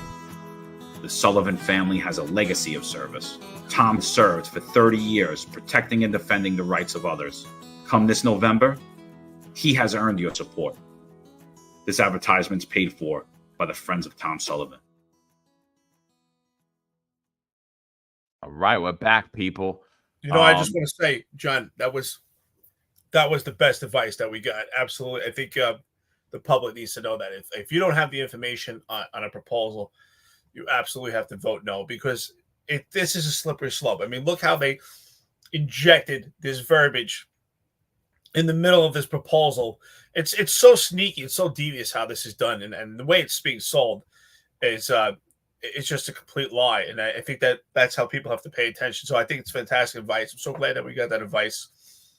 Sherry put a comment that we have an inalienable right to parent our children. You're absolutely right. It's a duty that we have to protect our kids, and we have to not be afraid to stand up. And honestly, we just can't completely trust the education system. The best education system is what's going on in the home. So question what's going on with your kids, question what's going on in their schools.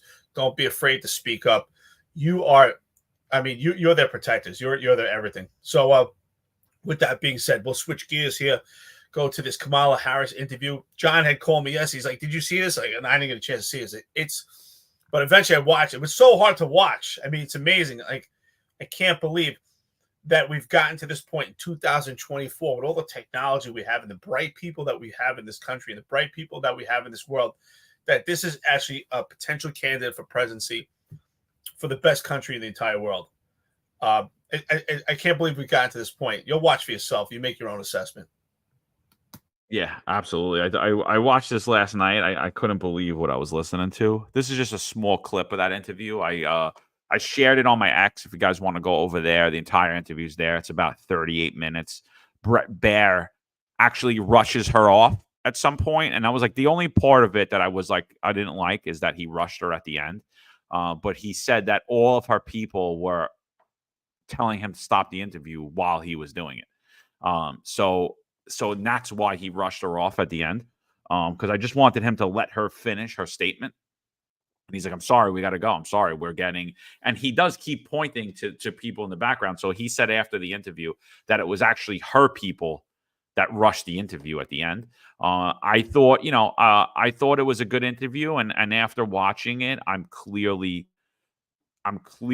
under the impression that nobody's actually voting for this woman. They're just voting against Donald Trump. She has no policies. 36 minutes. I haven't heard one policy come out of her during that entire interview. The only policy I heard was she's not Donald Trump and there'll be no mean tweets. When, Brett Baier was like, I brought you on here to kind of ask you about your policies. She said, well, you could just go to my website and there's 80 pages of policy there. But yet in 36 minutes, she didn't outline one other than no mean tweets. So it was actually, I was like, I can't believe what I'm watching. I can't believe anyone's supporting this woman. Failure at the border, complete failure.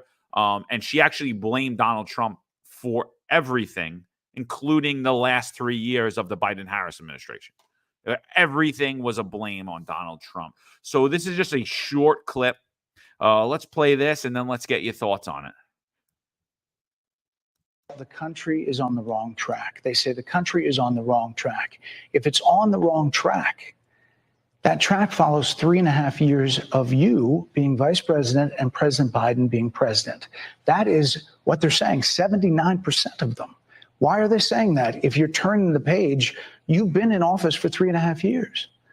And Donald Trump has been running for office. But you've been the person holding the office. Come on. Madam You Vice and I President. both know what I'm talking about. You and I both know what I'm talking about. I actually don't. What are you talking about? What I'm talking about is that over the last decade, But you're people the have lever of become, power. but listen, over the last decade, it is clear to me, and certainly the Republicans who are on stage with me. The country is on the... What do you think about that, Eric? Well, first of all, this entire interview was just an abomination. Every time she was asked about a specific policy, whether she would change it, continue it, or come up with some type of new plan, you know what she said? She said, I'll follow the law. When they asked her about having taxpayer money pay for transgender surgeries for inmates, which is something she stood behind, he said, what are you going to do in your presidency? She said, I'm going to follow the law. He said, but you said before that you would have taxpayers fund it. What are you saying now? And she couldn't answer it. All she could say is she's going to follow the law. She said that their plan for the border was to have more Border Patrol agents. And then that was denied she blames Donald Trump. Donald Trump is not even in office for almost the past 4 years. She blames everything on Donald Trump. He's not even the president at this time. Interesting is some of the things that she was asked about are in complete opposition to Tim Walz. Now, Tim Walz has provided services for all illegal aliens. And Tim Walz believes in driver's licenses for illegal aliens. He believes in all kinds of services for undocumented. And she stood behind that also. And now all she's saying, she's going to follow the law. So she hasn't provided anything of substance She hasn't provided anything to show her plan. She said, look at my website. This was a 36-minute opportunity for her to actually explain her policies. And the only thing that she would constantly say is that she sticks by affordable housing. So to me, I got the impression that that's the only thing that she's actually taken part when it comes to affordable housing, because the rest of the policies, the other 79 pages, she's not even aware of. And clearly it's not her policies because she has no idea and couldn't speak on any policy. All she does is deflect everything to Donald Trump. And Donald Trump is not even the president for almost 4 years. She can't even speak about what's going on the border. And then she was given the opportunity to apologize to victims' families that have suffered the loss of a loved one to an illegal military-age male, and she couldn't even apologize for that, and she blamed Donald Trump for that too. Yeah, it was disgusting, man. We're gonna turn the page. She's like, "What are you?" I'm sorry. What are you turning the page on?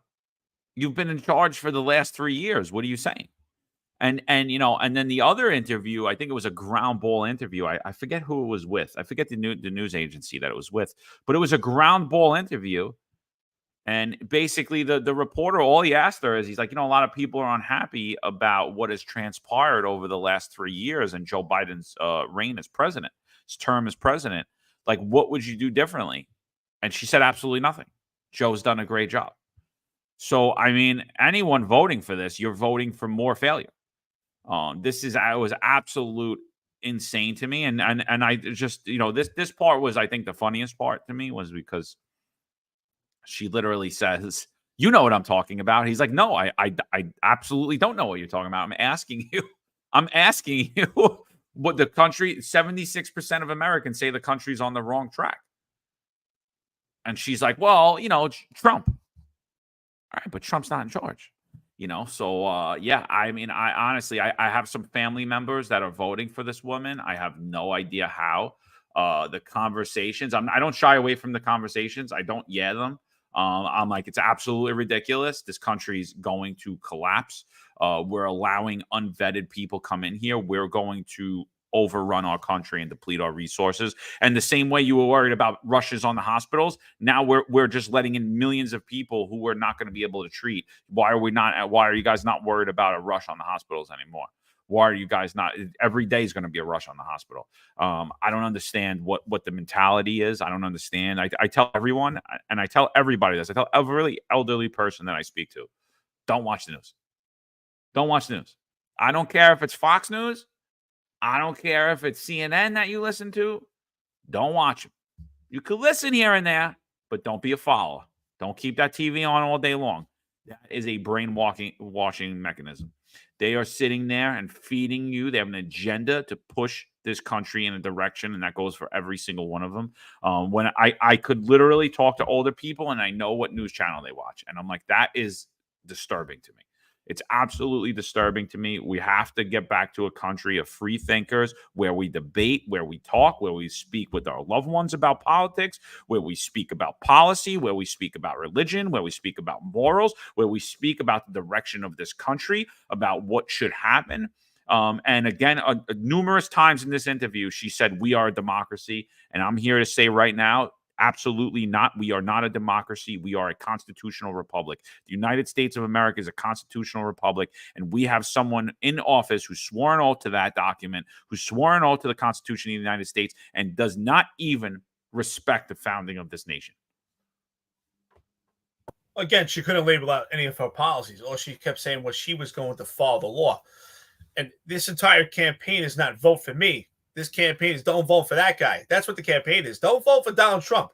So you have no choice but to vote for me, because she couldn't lay out any of her policies. An 80-page depiction of her policies. She couldn't articulate anything other than I follow the law. And what's even more ironic, and I thought it was laughable, is that she said her economic plan is actually far supersedes the economic plan by Donald Trump, because he actually asked, what would be, everyone right now is supporting Donald Trump's economic plan. What is your economic plan? And she couldn't even draw that out. She couldn't draw anything out. And again, some of the stuff she was saying is actually in opposition to Tim Walz. He said, well, but you picked Tim Walz as your VP. So, and all she could say is she's just going to follow the law and again, deflect everything to Donald Trump. this is what I say. If you're going to follow the law and you're actually going to hold people accountable, what I want to know from you, Kamala Harris, is if you become the president, will you hold these sanctuary cities and these sanctuary states accountable and actually uphold the law? Because these sanctuary cities, they're violating the federal law by having a sanctuary city. That's what I want to know. And she couldn't answer anything. Completely useless. That's the entire campaign. The entire campaign is not vote for me. It's just don't vote for the other guy. And then she goes on to say that Donald Trump is going to utilize and weaponize the military on the country within. That's absolutely ridiculous. That's not what Donald Trump said at this point. So, again, just more deflection. And this is what we have right here. And it's fear-mongering. It's fear-mongering. They just want to implant this idea that Donald Trump is going to destroy this country. And yet, she's been in office for almost 4 years. And they asked her a great question. He asked a great question. You meet with President Biden at least once a week for almost 3.5 years. What do you think about his mental apparatus? Is he function properly? And she couldn't even answer that. She just said he's doing great. And he even compared, he said George Clooney thinks that this guy is a mental nut. And she couldn't even answer that. Oh, you meet with him. Oh, he's doing just fine. Well, he's not doing just fine. So if he's doing just fine, why would you have to turn the page? Absolutely useless. And, if anybody votes for her, it's scary. But you ask anyone, why are you voting for Kamala Harris? Can you tell me one thing that she's going to do? They can't give you an answer. Yeah. So I think that that was a great point that you brought up. With I totally forgot about that point where she absolutely could not answer the question at all. He was like, "What?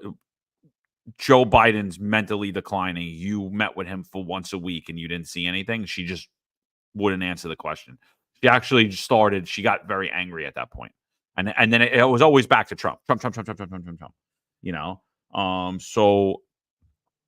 So all right. So moving off of that a little, I do want to give a shout out to Sherry Albaugh because she did send a few graphics about Prop 1, and we will start to try to push more of the Prop 1 as we get closer to the election and talk about the dangers of it, because it's scary what's going on and it's being sold a completely different way.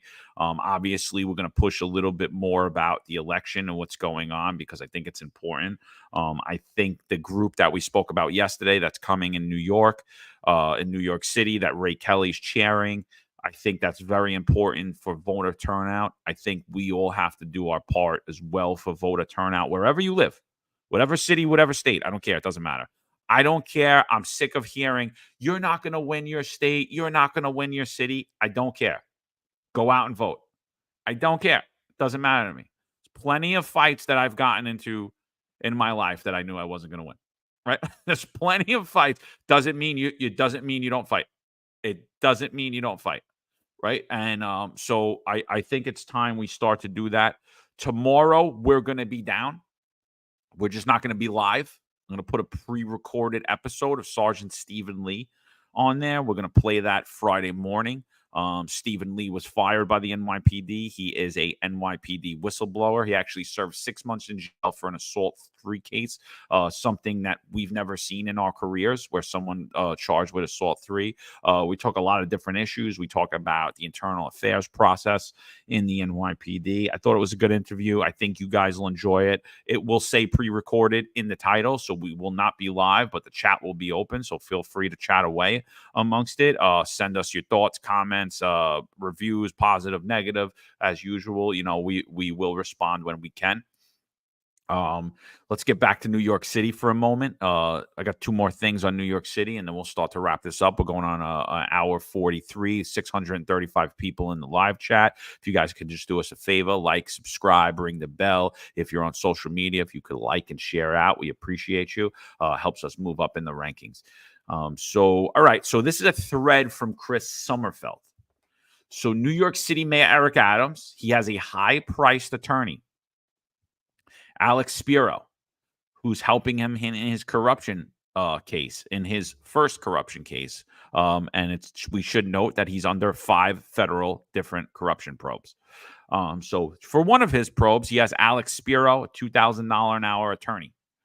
So Chris Sommerfeld works for the Daily News. Chris Sommerfeld says this: Mayor Eric Adams' latest legal defense trust is pretty grim.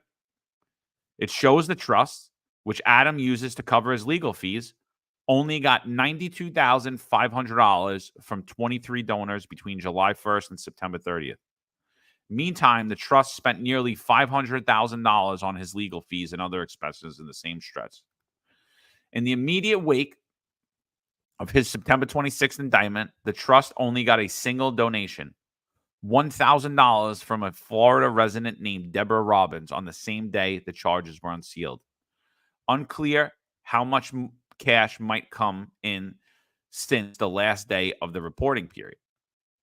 Of the latest haul, $20,000 came from Madison Square Garden owner James Dolan, his two sons Aiden and Quentin Dolan, and his father, Charles Dolan. Another $10K came from investor Daniel Loeb and his wife Margaret Loeb. James Dolan and Daniel Loeb are also major Adams campaign donors. With this latest haul, Adams Trust has raised just over $1.8 million, but spent more than $1.7 million, meaning it's almost entirely out of money. Compare the latest haul of $665,510 that Adams Trust received from 212 donors between mid-November 2023 and December 31st, 2023. The latest filing showed Adams is burning through a lot of cash and his fundraising isn't keeping up. Keep in mind, too, Adams' latest filing doesn't include any details on how much the trust paying his new attorney, Alex Spiro, who's known to charge $2K per hour. Despite the latest fundraising deficit for the trust, Vito Pitta, Adams' compliance attorney, says in a statement that its interest in strong and financially helping the mayor with his defense. We expect as the mayor defense enters a new stage, Pitta says. The Defense Trust full report is available for for those who want to do their own deep dive. Shoot me a DM or email Chris Sommerfeld at New York Daily News if you see anything interesting. So I think that's pretty interesting, Eric. What do you think about his fundraising? And I'm shocked to learn. This is the first time reading this thread. I just wanted to learn a little bit about his trust that he set up to defend himself against legal issues. New York City mayor, first indicted New York City mayor in history, set up a trust fund and people are donating to it for his legal defense. And come to find out, it doesn't even show the payments to Alex Spiro, who I thought was the reason for the depletion, but I guess he's not. Well, I think the answer is not, because I think that the payments to Alex Spiro is coming from the taxpayer. So it's obvious, right? It's obvious at this point. Eric Adams, again, he's a street hustler. Just totally bamboozles on everybody. I really think that the taxpayer is taking a complete burden for Eric Adams' mistakes in this entire administration. I'm shocked that he still has any campaign donors at this point. But absolutely, Eric Adams is a complete epic fail. Any failure that's going on with New York City, especially when it comes to the economics of New York City, Eric Adams is to blame.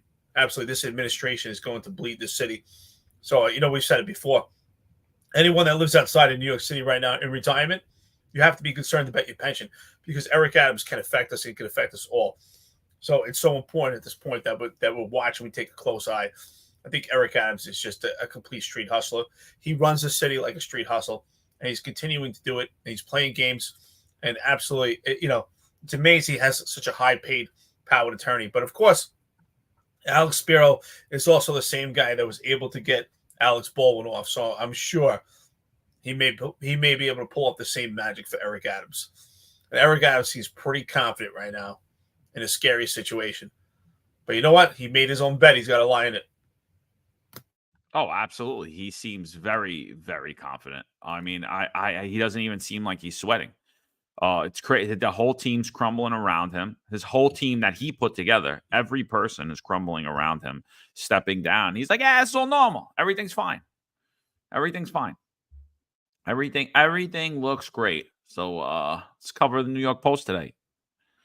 Mad math of a migrant gang member. 15 years old, 11 crimes committed in New York City, 1 taxpayer-funded apartment. Consequences, 0. So this is part of the Little Devils of 42nd Street gang. So this is what you're seeing. And again, you see the perception management by the NYPD. We showed you Chief Jason Savino 2 days in a row go out on the news. and work in his campaign of perception, where they're literally sitting there telling you, "Oh yeah, look, we just found out about this. It's crazy. We're just reporting about it now." But again, like we pointed out yesterday, it's just like Roosevelt Avenue. The only reason you know about it and they're going out on the news is because it's getting to the point where people are flipping out and letting everyone know about it, letting the media know about it. So that now they have no choice but to respond to it. And again, there's zero plan being initiated. So I would expect to see the state troopers and the same thing after this 90-day period happen in Times Square. And that will also do absolutely nothing to alleviate what's happening here. I think the FBI should also call for not a random audit of what we normally see when it comes to auditing crimes, but we should actually have a specific, thorough audit of every juvenile report that was taken in the vicinity of Times Square at this point, because I'm sure there's more than 11 crimes at this point for this particular kid. I'm sure there must be hundreds of crimes right now that are facilitated by this crew. So I'm curious about the juvenile reports that are happening in and around this area, because that's complete mystification and they're not being documented properly, which means they cannot be investigated properly either. And we should also there should be some type of database created also to show the relation of these kids to the migrant hotel and get the information on their parents in case we ever get somebody in office that's willing to remove and put an executive order to remove these sanctuary city laws to have these people deported. Absolutely. That's the only way that's going to make this stop. We have to have these families deported. This all ties to Tren de Aragua. It's all part of the adaptability. They have these kids adapting to the area, making money for this cartel, and that's exactly what they're doing. This needs to be taken care of properly, and the fact that they first announced it now just shows exactly what we said yesterday. This has been the police department is completely aware of it. It's obvious that it's been intentional, that they've been trying to hide and misclassify, but at this point, it's come out, and it's already, according to Savino, more than upwards of 20 robberies, which I would say if he's announcing that, there's probably even more than double than that at this point. Oh, yeah. If he's saying 20, then there's probably like 100. And there's probably numerous arrests and things of that nature that never happened. And that's a great point. They're probably documented on juvenile reports, if documented at all. So Tren de Aragua's little devil migrant, teen terror, busted again for New York City knife point robbery, sources. This comes out from the New York Post. 15-year-old Venezuelan migrant busted at least 10 times in the last few months and believed to be part of a violent crew of young gang members, was arrested again this week for a knife point robbery, sources said Wednesday. And this time, he's finally getting locked up. The teen terror, who sprung without bail after each of his previous arrests, sobbed as the judge remanding him during his arraignment in Manhattan Family Court on yet another first-degree robbery charge. The court finds the remand is appropriate at this time and there are no alternatives, and that a return to the home at this time would be inappropriate, Judge Betsy Jean Jacques said. The troublesome teen, identified by sources as a member of Los Diablos de la 42, a pint-sized offshoot of the vicious Venezuelan gang Tren de Aragua, had been handcuffed in the latest bust on Tuesday, just as the Post revealing the baby-faced bandit's shocking exploits.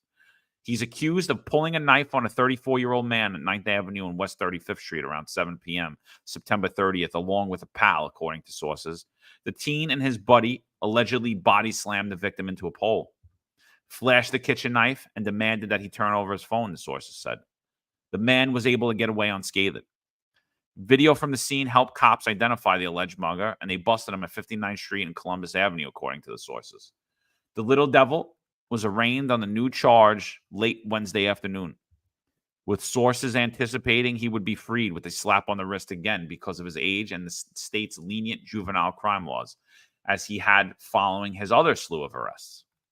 But the judge's decision in the latest case doesn't charge the fact the system remains broken, according to law enforcement sources.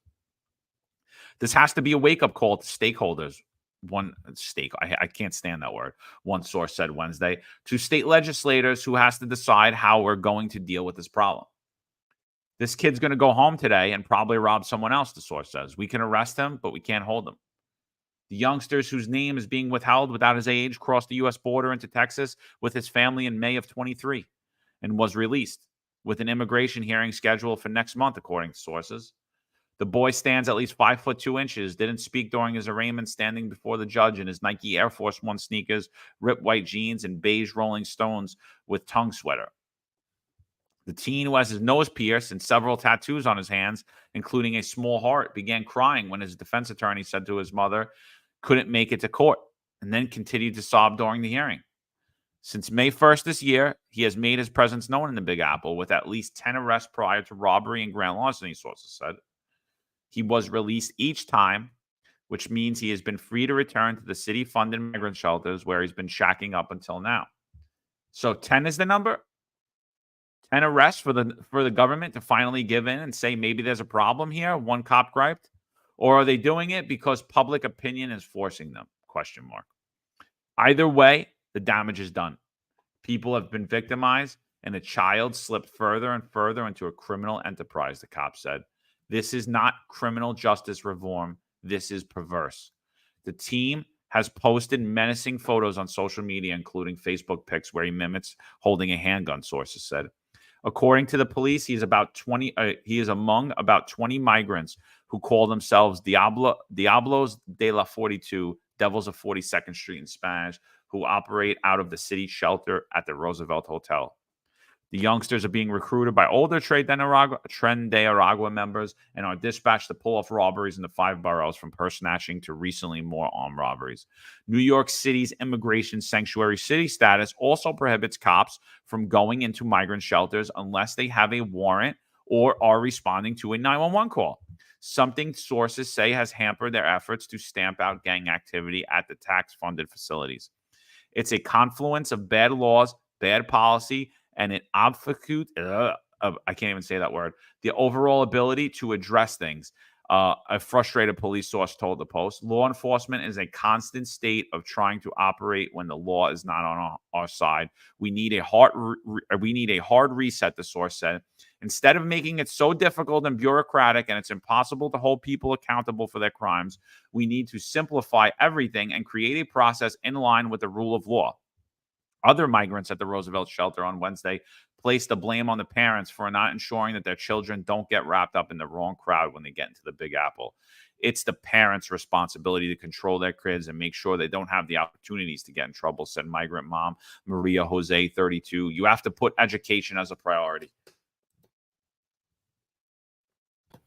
So what do I see from the police department? I see more deflection. That's the problem. All right, so here we have a 15-year-old. So this has always been a hurdle for the police department, even when times were good and we didn't have the crazy legislation that we have right now. So this is pure deflecting it to that term they use, stakeholder, right? Deflecting the responsibility of the police department to the stakeholders, because a 15-year-old was always an issue.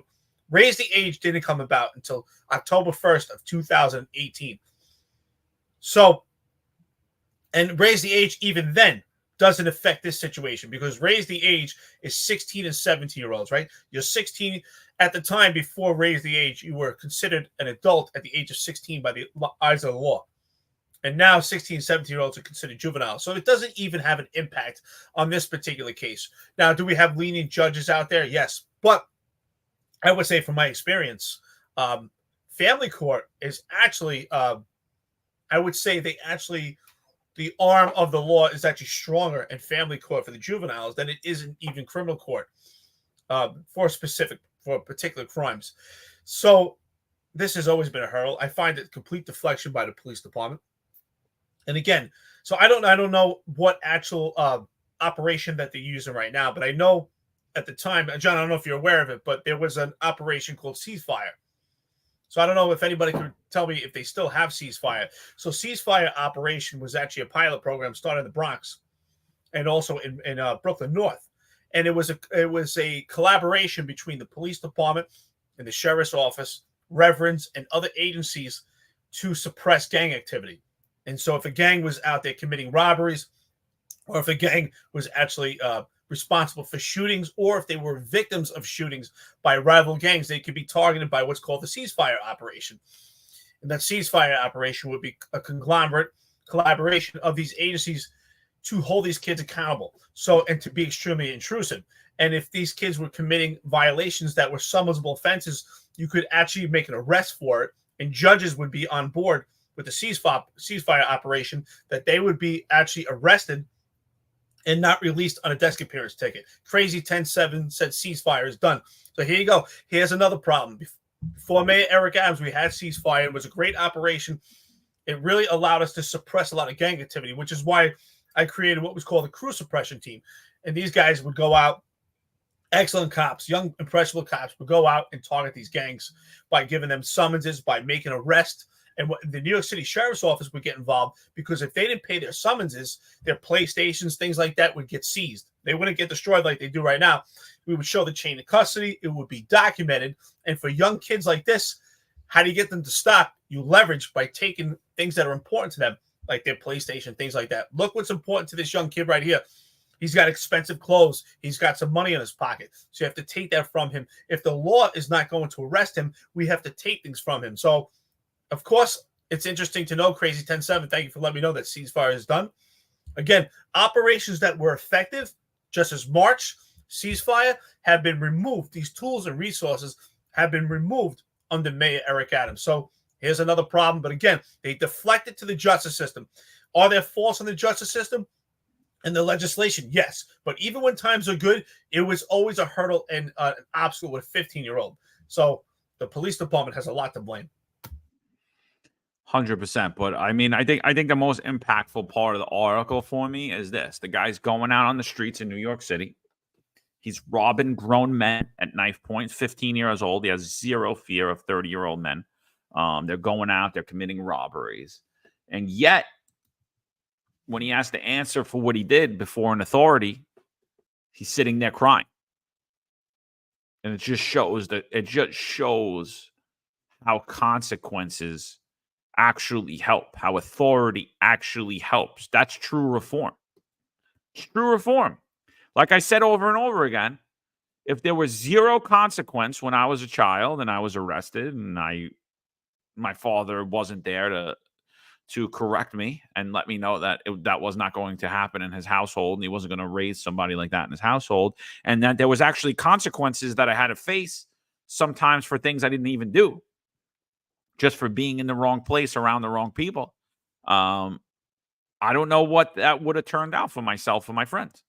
That the two greatest lessons I ever had were being put in handcuffs, spending a night in jail, spending a night in Central Booking.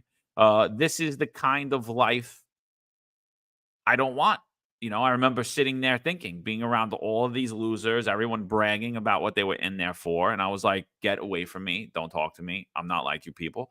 And, Tom asked me yesterday, did I ever run into the officer who arrested me? I never did, but I did run into the court officer who, after I was released, and I was released in St. George out of criminal court in Staten Island.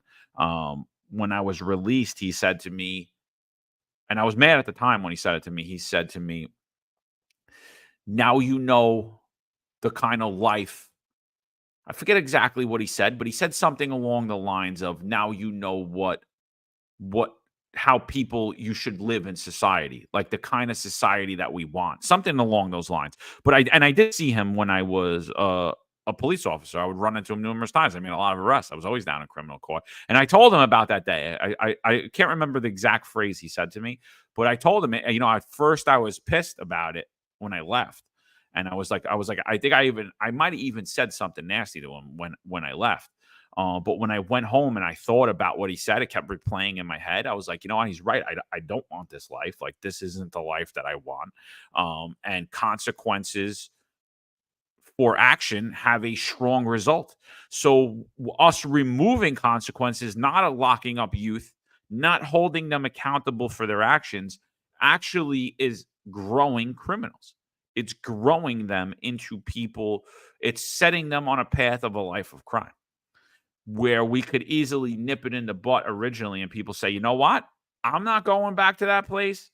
I'm not being told what to do. I don't want to be around those people. I want a good life. I don't want to be told when I could go to the bathroom, when I could do this, when I could do that. I want to live free. I don't want to deal with all this nonsense. And by removing consequences from our youth, like we've done for our adults, all we're doing is growing crime. Absolutely, right. How do you stop something from happening? Is you take what's important to people, right? Even even when it comes to employees, right? How do you get someone to? How do you use corrective discipline? You have to remove something that's important to them, right? And that's the same thing here. We need corrective discipline, right? How do you stop these kids from committing this crime? If the so-called stakeholders, the John Shell term, is not holding them accountable, it's up to the police department. The police department has to operate on its own entity. The police department cannot depend on other agencies and other forms of government, right? Because this is the most tangible form of government to actually get the job done. The police department has to operate as a separate dichotomy, right? We always learn what goes on in the police department is far different from what goes on the courthouse. That's not our problem. So the problem is to serve the people, the public. So you have to use leverage. And that's what you have to do with perpetrators. You have to use leverage. And the leverage for these kids, what's important to them is respect, right? I've seen more violence committed over disrespect than anything else. So that's what's important, and respect. So how do these kids get respect? For these kids, they get respect by dressing with fancy, expensive clothes. They have the newest sneakers. They have the newest fashion going on. They have the PlayStations. That's what's important to them. That's what gives them status amongst other kids. So if we remove that, that's why I'm shocked to hear. I'm surprised. Well, not surprised with this administration that the ceasefire operation is done. March is done. All these fantastic operations and tools that we utilize to do intrusive police work have been removed. So again, this just solidifies when we talk about more engagement that there can't be more engagement going on because these tools to be engaging, to be intrusive, have been removed. So you have to take away what's important to them. Leverage. If the sheriff's office was taking their PlayStations instead of taking marijuana from legal shops, then we'd have a different turnout. If the court doesn't want to hold them responsible, we have to. Sal Greco says NYPD can't even walk into a migrant shelter because the sanctuary city policies. Eric Adams refused to write executive orders to sidestep, but there's one journalist who can walk in somehow. Now, we know exactly who you're talking about, brother. Absolutely. Bootlicker news. So, yeah, we have to hold these kids accountable.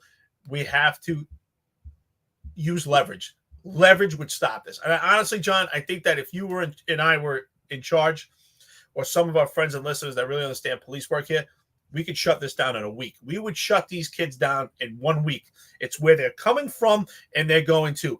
Choke points. Choke points at 42nd Street. Choke points at the migrant shelter, where these kids can't carry any weapons and they can't facilitate these crimes. Yeah, no, I mean, I think it's simple solutions, it's definitely simple solutions, instead of they're trying to make things they're trying to complicate everything. So it's just the fact of the matter is right now New York City's rudderless, the NYPD's rudderless. We're talking about Kaz Daughtry might be the police commissioner. I mean, I can't believe we're here, but we are. Somebody with zero supervisory experience, someone who was given great power and shown that they are completely unhinged, egotistical, do not make good decisions. They're being promoted for failures. They're failing forward. So I think that until Eric Adams is out of office, nothing changes. Absolutely nothing. And, I agree with Sal. I see what he's saying here. Well, we need help from the federal government. Absolutely. The borders need to be closed, but it doesn't alleviate the problems that are happening in the state and in the city. Everybody's got a offense and defense to play where they are. It's the same way as when I hear the cops sit there and say, oh, well, bail reform, I can't do my job. I'm like, shut up. Bail reform. When did they ever keep anybody and just do your job? So because of bail reform, you're not going to do your job. So retire, leave. I don't want to pay your salary. I don't want to see you sitting there driving around in a uniform, wasting gas. Because of bail reform, we're not going to lock anybody up. No. That's an excuse. Same way Eric Adams is using the state, city, and federal laws as an excuse. We all still got to be in the game. The whole Roosevelt Avenue thing on Jackson Heights, Queens is an absolute smoke and mirror, dog and pony show. In the short term, it will have a omnipresence effect it will look to appear that something's being done, but in all reality, absolutely nothing's being done. And I think that that really just sums it up. It's a dog and pony show. I think Kaz Daughtry said 9 months. No, I'm sorry, 90 days they'll be there. But then yesterday he said 60 days they'll be there. The state troopers being there is an absolute joke. Pushing down traffic laws, yeah, part of broken window theory, but they're not going to help the sex trafficking, the prostitution, the open air drug market. They're not going to be able to help in any of that. That is the NYPD's thing. And again, we're just removing resources from where they need to be. Response time is going to continue to rise. Crime is going to continue to rise in all aspects, including transit. I believe we had 2 stabbings in transit early this morning, people on their way to work, and all different areas in New York City. So that's just my thoughts on that. Snake Plissken, thank you so much. $9.99 to the podcast. Put Best Cop Broadcast on YouTube. Absolutely. Thank you so much. We appreciate it, brother. Thanks for being a friend and listen to the podcast. At this time, please smash that like button, subscribe. And, to the cops out there, honestly, if you're active right now, don't be intimidated to like and subscribe this podcast. You have a right to that. You have a right to that. We're not criminals, and neither are you. You have a right to subscribe to what you want, especially that's your First Amendment, your right of expression. Don't let them take that away from you. We understand some of you use fake monikers to protect yourselves, and we get it, but don't be afraid of that, And believe me, if the job ever comes after you for that, we will stand up for you, and we will make some serious noise out there. Absolutely. That's absolutely ridiculous. And, I have it's funny. I have Sal Greco puts a comment here. I'm trying to find it. It's about John Shell. And I think it's a good comment. There's so many comments coming in. Any article that says police sources say, and the source uses the word stakeholder, needs to check John Shell's text messages if encrypted apps, because I will bet he is the source. You know what? Most likely he is the source. But a lot of people have adopted this term stakeholder now. We've heard our captain, a commanding officer of the 9th Precinct, talking to the press and using that word also. That's why it's so important in leadership in any organization. This word has been adopted by the police department, other rank and file, and it's because of the leadership. But anytime the leadership speaks to the press, it shouldn't be just a police source. If it is coming from the upper echelon, you're very expressive on social media. You should actually use your information. But again, you shouldn't just say the police source. Say who you are. Use your name. You should actually stand in front of it. But I do have, John, I do have a problem with the police department, and I'm curious about that, what you think about that. Deflecting by saying the stakeholders are the ones responsible in this. I mean, ultimately, the police department is responsible for making arrests. The police department is responsible for keeping people safe. The police department is not responsible for what happens in the justice system. The voters are. The voters are responsible for that, for voting people in that keep a strong justice system. Ron Layson, thank you so much. Enjoy your retirement. $19.99 to the podcast. Said, sorry, guys. I forgot to pay for the advertisement at the start of the show. Well, you should have paid a little more. Then yeah, we charge a lot more for advertisement than that. John, what do you think about that? What do you think about? Do you agree that the police department, it's its own entity? It should not deflect and hold the stakeholders accountable. That's not their responsibility. Their job is public safety. Arrest people, make it safe. What happens in court? Yes, it would be great if we're all working together. But at this point, since we're not, I believe that they have to take accountability for their own. I think I don't have a problem with them labeling out reasons why things happen. I don't have a problem with you saying, well, we locked that guy up and the DA let him out 12 times. I don't have a problem with you letting people know. But what I see from the NYPD is that they deflect the entire problem onto the stakeholders, right? They deflect the entire problem onto the laws, onto the elected officials, onto the DAs, when they're a big part of the problem as well. Like we said, the misclassification of reports, the downgrading of arrests, the downgrading of crimes, giving people juvenile reports when they should have got juvenile onlines, things of that nature. So there's a lot of it. And then the the gaslighting that's being done from the NYPD. I mean, Cass Daughtry said that he's going to clean up Roosevelt Avenue in 90 days. I mean, he said the same thing 11 months ago in January, right after that presser that I showed you. And then they've been doing that for 3 years. Hiram Monserrati, whatever the hell is that guy's dude's name is, who's not someone who should be in elected office either, but he had spoke about at that press conference. He had spoke that how 3 years ago, when Eric Adams came into office, he told him to come to Roosevelt Avenue to show him the problems. And then he sat there and he was like, and then Eric Adams came here and the NYPD came here. But everything that you showed, not only did it persist, it got worse. According to residents, it's gotten worse. So that interview was from 11 months ago with that little girl and the mother was telling you it's gotten worse, it's gotten worse. And ever since that point, it's got even worse. So I don't have a problem with them letting people know what's going on and what the problems they're facing are. But again, what they're doing is exactly what I just said, like the same patrol cop is doing.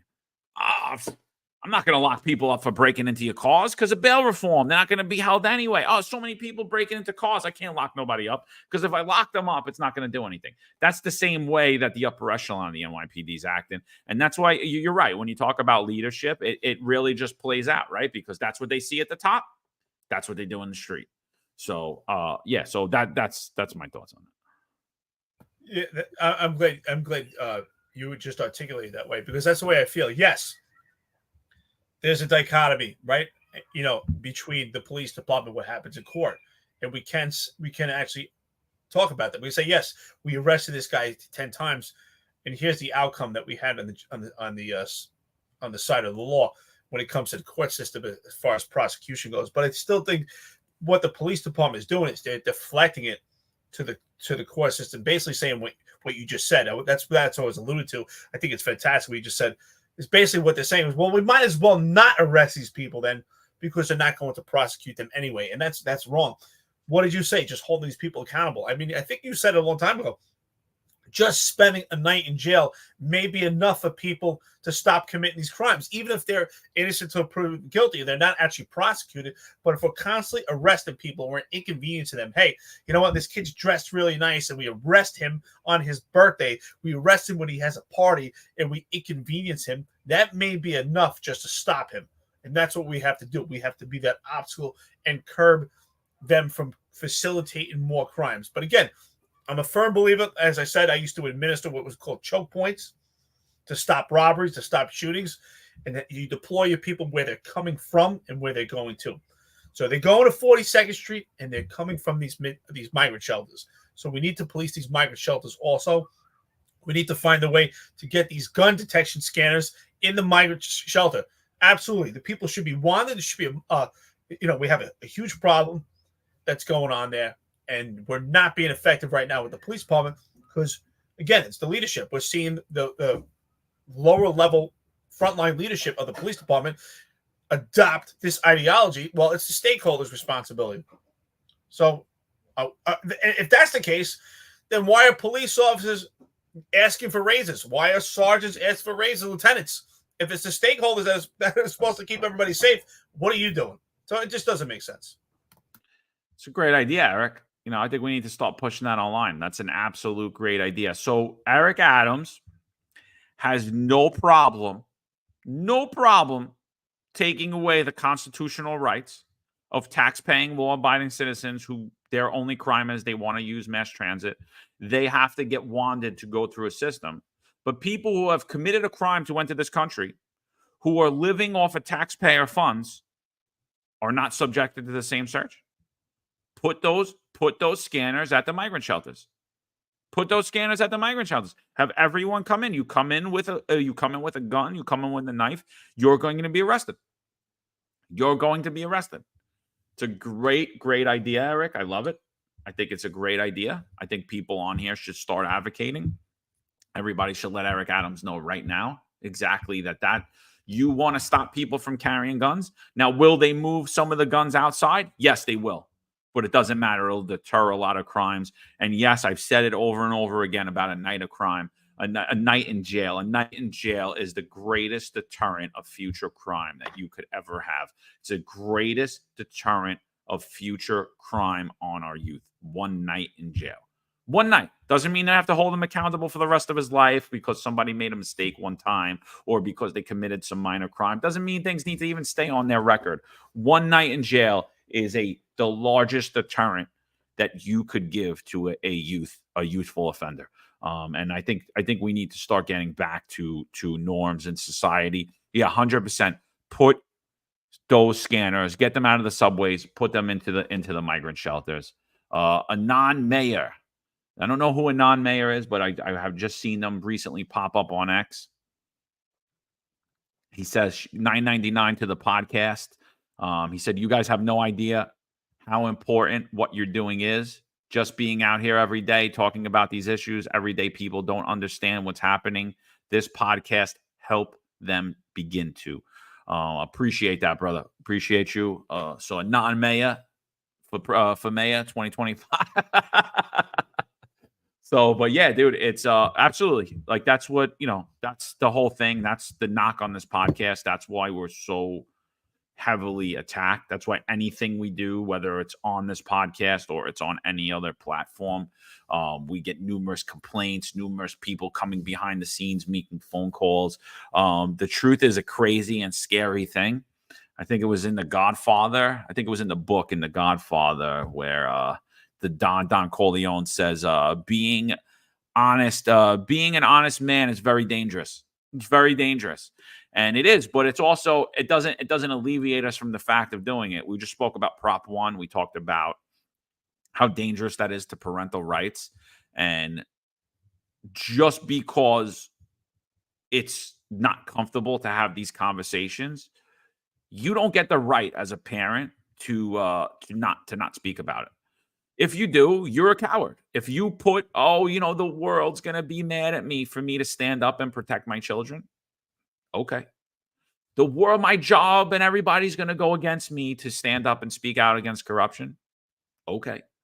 And like I said, I think, and Eric has followed me in that path as well. Is like when we retired from the New York City Police Department, I basically once I started the podcast, and then Eric and I went out online, and then Eric joined me. Basically, what we did is we basically burned every bridge that we've ever made in life, and it had a great impact financially on both of us. But I don't regret it for a second because there has been a lot of change that's happened based upon being out on social media and being out in the public and having real conversations and not being afraid to have those conversations and speak on things that we truly believe. We always get sent a meme. Let's start a podcast together, and it's two dudes getting arrested. And after episode 1, it's the FBI walking them out. But to me, it's not that dangerous because I don't believe that my thoughts or your thoughts or anyone's thoughts are so insane. And if they are, you probably shouldn't be on the job either. You know what I mean? I think it's very important to use your voice in society. And I think your voice echoes, I've talked about that over and over again. Your voice echoes, and people, what I've noticed about doing this podcast is at first, myself and Eric were very taboo. People didn't want to say they were friends with us. Some people still don't say they were friends with us. Some people don't say that they worked with us, that they respect us, that they listen to the show, that they like us, that they follow us, that they look at what we're posting on social media. That still happens till today. But there's a lot of people now who are afraid to talk to us prior, who are afraid to come and interact on this show prior, who are afraid to tell people that they know us, they like us, they love us, they respect us. They've worked with us. They know the type of people we are, that are no longer afraid to do that. And they're active in the New York City Police Department now. And that is having a ripple effect, and conversations are being had. And I think that's the greatest thing about going out and telling the truth, is that you're having actual conversations. Because my aunt is a wacko who thinks that Kamala Harris is going to be a great president doesn't mean I have to put my head down and say, yes, Aunt, you're right. Am I going to be disrespectful to her? Absolutely not. I'm not going to be. No, she's still my aunt, but I'm going to tell her exactly how I feel about Kamala Harris and her vote. and that's my obligation to her as her nephew. That's my obligation to everybody I love. So, and I believe that what we're doing is love, even to the people we disagree with. Absolutely. I think the tides are turning, right? I mean, for the most part, most of the cops that I speak to, even the ones that were, what I considered friends, will only speak to me by WhatsApp. They won't even speak to me on the actual phone because they're scared of the job, scared of talking to us. And that's okay. So, I laugh about it. I said, if the job is really trying to suppress you from speaking to John and myself, it really solidifies that what we've been saying is legit and accurate. And there's definitely validity to our perspective, and that we've actually had our finger on the pulse. Because if we weren't accurate, if we weren't right, they wouldn't be concerned about it at all. So it just shows we're doing the right thing. And the tides have definitely turned. I know for some, they looked at us as potential radicals, that we were on a rant, that we're here to see conventions, so we have hate. We have nothing but love in our heart, and through that love, we tell the truth. And it's important. And really, what the friends this podcast have really helped out and do that. And I'm okay with that. I'm okay if I have to stand alone. And I told John from the beginning, when I saw John was speaking out, I said, listen, I'll probably get terminated, probably won't make it out, but that's fine. At that point, I'm willing to stand up and do what it takes. I'm not afraid of being broke. I've had money. I've been broke. I've bounced up and down. Money comes and goes. When you leave this earth, you leave with nothing. So I'm not scared of that. And I know I can always make $1. I know how to make money. But I want to be able to live with myself and leave a legacy for my children. That's the most important thing, that we hit the ground and we do what's right for our kids, because our kids have to live a life of prosperity and happiness and wealth. So that's why we do these things. But again, I found out a lot of, of how people really treat you in this time, and, there's people out there that are legitimately terrified to speak to us, and they've allowed it to really overshadow and take over their life and their decisions and let people control them. It's completely ridiculous. I mean, Bruce Separano, who's an inspector in the New York City Police Department, that's a pretty high rank. There's not that many people that outrank you. I mean, we've known each other since the police academy. I've helped the guy out numerous times, and at this point, he's terrified to admit he even knows me. And I think that's absolutely shameful, and to allow yourself to work in an environment and you won't admit that you know me. Why don't you just stand up and say, yeah, I know this guy? But, it's something that you have to live with. It's a shame to live that way. I mean, if someone told me, oh, are you talking to this person? But yeah, you got a problem with it? You don't like it? Too bad. You have to stand up for things, and you can't always just be neutral. And in the end, this is just a job. Don't let this job take over your life. I mean, because you have a right to your own expression. You have a right to who you talk to and who you befriend, unless they're a criminal, of course, but I'm not a criminal. So anyway, with that being said, we're 2 hours and 26 minutes into this. Thank you so much, our friends and listeners to this podcast. We'll be back Monday morning live tomorrow. As John had said, they'll be recorded. It would be with former Sergeant Stephen Lee. Watch it with an open mind, and keep in mind that we definitely have to do more episodes. There's so much going on with that story. There's a lot of layers to peel back. We couldn't get to all the facets of his story because there's just so much detailed information. So keep an open mind, make your assessment. I know a lot of people have had already predisposition ideas of Sergeant Stephen Lee, but make your own assessment and don't judge him personally. Even, if that's not someone that you like, don't judge him personally about what happened to his experience. Judge the experience. And if you do like him, God bless, support him. He's got his own channel right now. Check him out, The System Unfiltered. Thank you, everyone. I appreciate it. John, let's close him out, brother. Yeah, sure. Before we do, Jay says we need Lieutenant Dim to come back to New York City and dent car roofs again. Let's make denting car roofs great again. Absolutely. We need cops like Eric Dim to come back to New York City. We need to empower cops and train them the way that Eric Dim was trained, to go out there and fearlessly do their job in the face of adversity and not worry and put their life and their safety in front of others. So yeah, and I think Eric being on the podcast and going out on social media has sparked a lot of new warriors in the future. But yeah, it would be great if we could get Eric Dim back denting car roofs again. I 100% agree with that. Make denting car roofs great again. Let's do it. Yeah, tomorrow, Stephen Lee. Just a little side note, a lot of people comment on here when we were supporting Stephen Lee when he was in prison, saying that he was a dirty cop. He only went out because he only started speaking out and went undercover because he got caught, and then he started cooperating. Stephen Lee says those are all lies.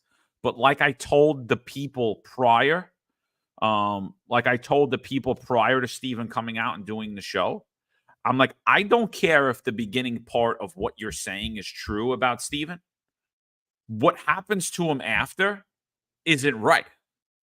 So the job continued to keep him employed. And I'm not saying that it's true. I'm just saying, let's say that it is true. Let's say that your critique of Stephen Lee is that he was a dirty cop and the NYPD IB molded him to go undercover, and then he went after other dirty cops only because he was dirty. Okay.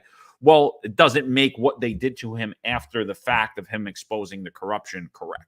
It doesn't make the fact of him being convicted of assault 3 and going to jail for 6 months right. So I think that was an eye-opening interview for me. I'm glad we got to sit down with him. I'm glad enough he's brave enough to speak out about it. So like we said, that'll be pre-recorded. We appreciate everybody for being on here today. We appreciate all the donations. We'll be back at you. Actually, tomorrow it'll be pre-recorded. Be in the chat. We'll try to jump in the chat as well. I got a couple of things to do in the morning, but I'll be around. I know Eric's a little busy tomorrow as well, but we'll try to jump in the chat with you. Appreciate everybody, all the donations, and let's keep going. Then we'll be live in studio Monday, 8:05 live again. If anything pops up, anything crucial pops up, we will have a modified tour. People will be getting called in. We may have a mobilization. We don't know, but we'll see. If we have to mobilize, we'll let you guys know. We'll come out on social media. We'll go live. You guys will get the notifications. Eric, anything before we end? No, I gotta laugh about that. One day we will mobilize, though. One day we will do something in person. We'll have an event. We'll have our friends and listeners at the podcast. And Juju, you'll be welcome to, and you can bring all your trolls and haters with you. So absolutely, one day we'll do something in person. We got to meet our friends and listen to the podcast. So with that, thank you so much. Have an awesome 3-day weekend, everybody. We appreciate it. Check out former Sergeant Stephen Lee and support what happened to him with internal affairs, because we don't want it to happen again. That's it. Find us on Unfiltered. We'll be back at you. There's a handful of retired officers that don't live in the state that have a lot to say about the dream team, as I like to call it. All of a sudden, they retire and have a master plan on how to fight crime, but nothing to contribute when they were here. They want to come back and be part of the dream team. What can I say? Law enforcement professionals dedicate their lives to serving and protecting our community. But who's protecting their financial futures? That's where Laidlaw Blue comes in. Our wealth management platform is specifically designed for the law enforcement community. Laidlaw Blue is a division within Laidlaw Wealth Management, run by retired New York City detective John McDermott. His status as a retired detective uniquely positions him to establish a deep connection between Laidlaw Blue and the law enforcement community. Our platform is easy to use and provides a range of financial services, including investment management, retirement planning, and insurance solutions.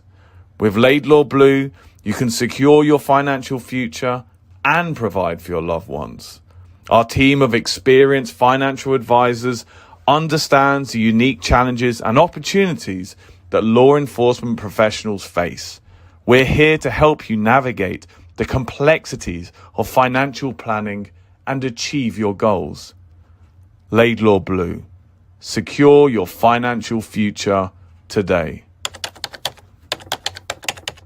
Book a meeting using the QR code displayed or call us directly on 888-901-BLUE. That's 888-901-BLUE.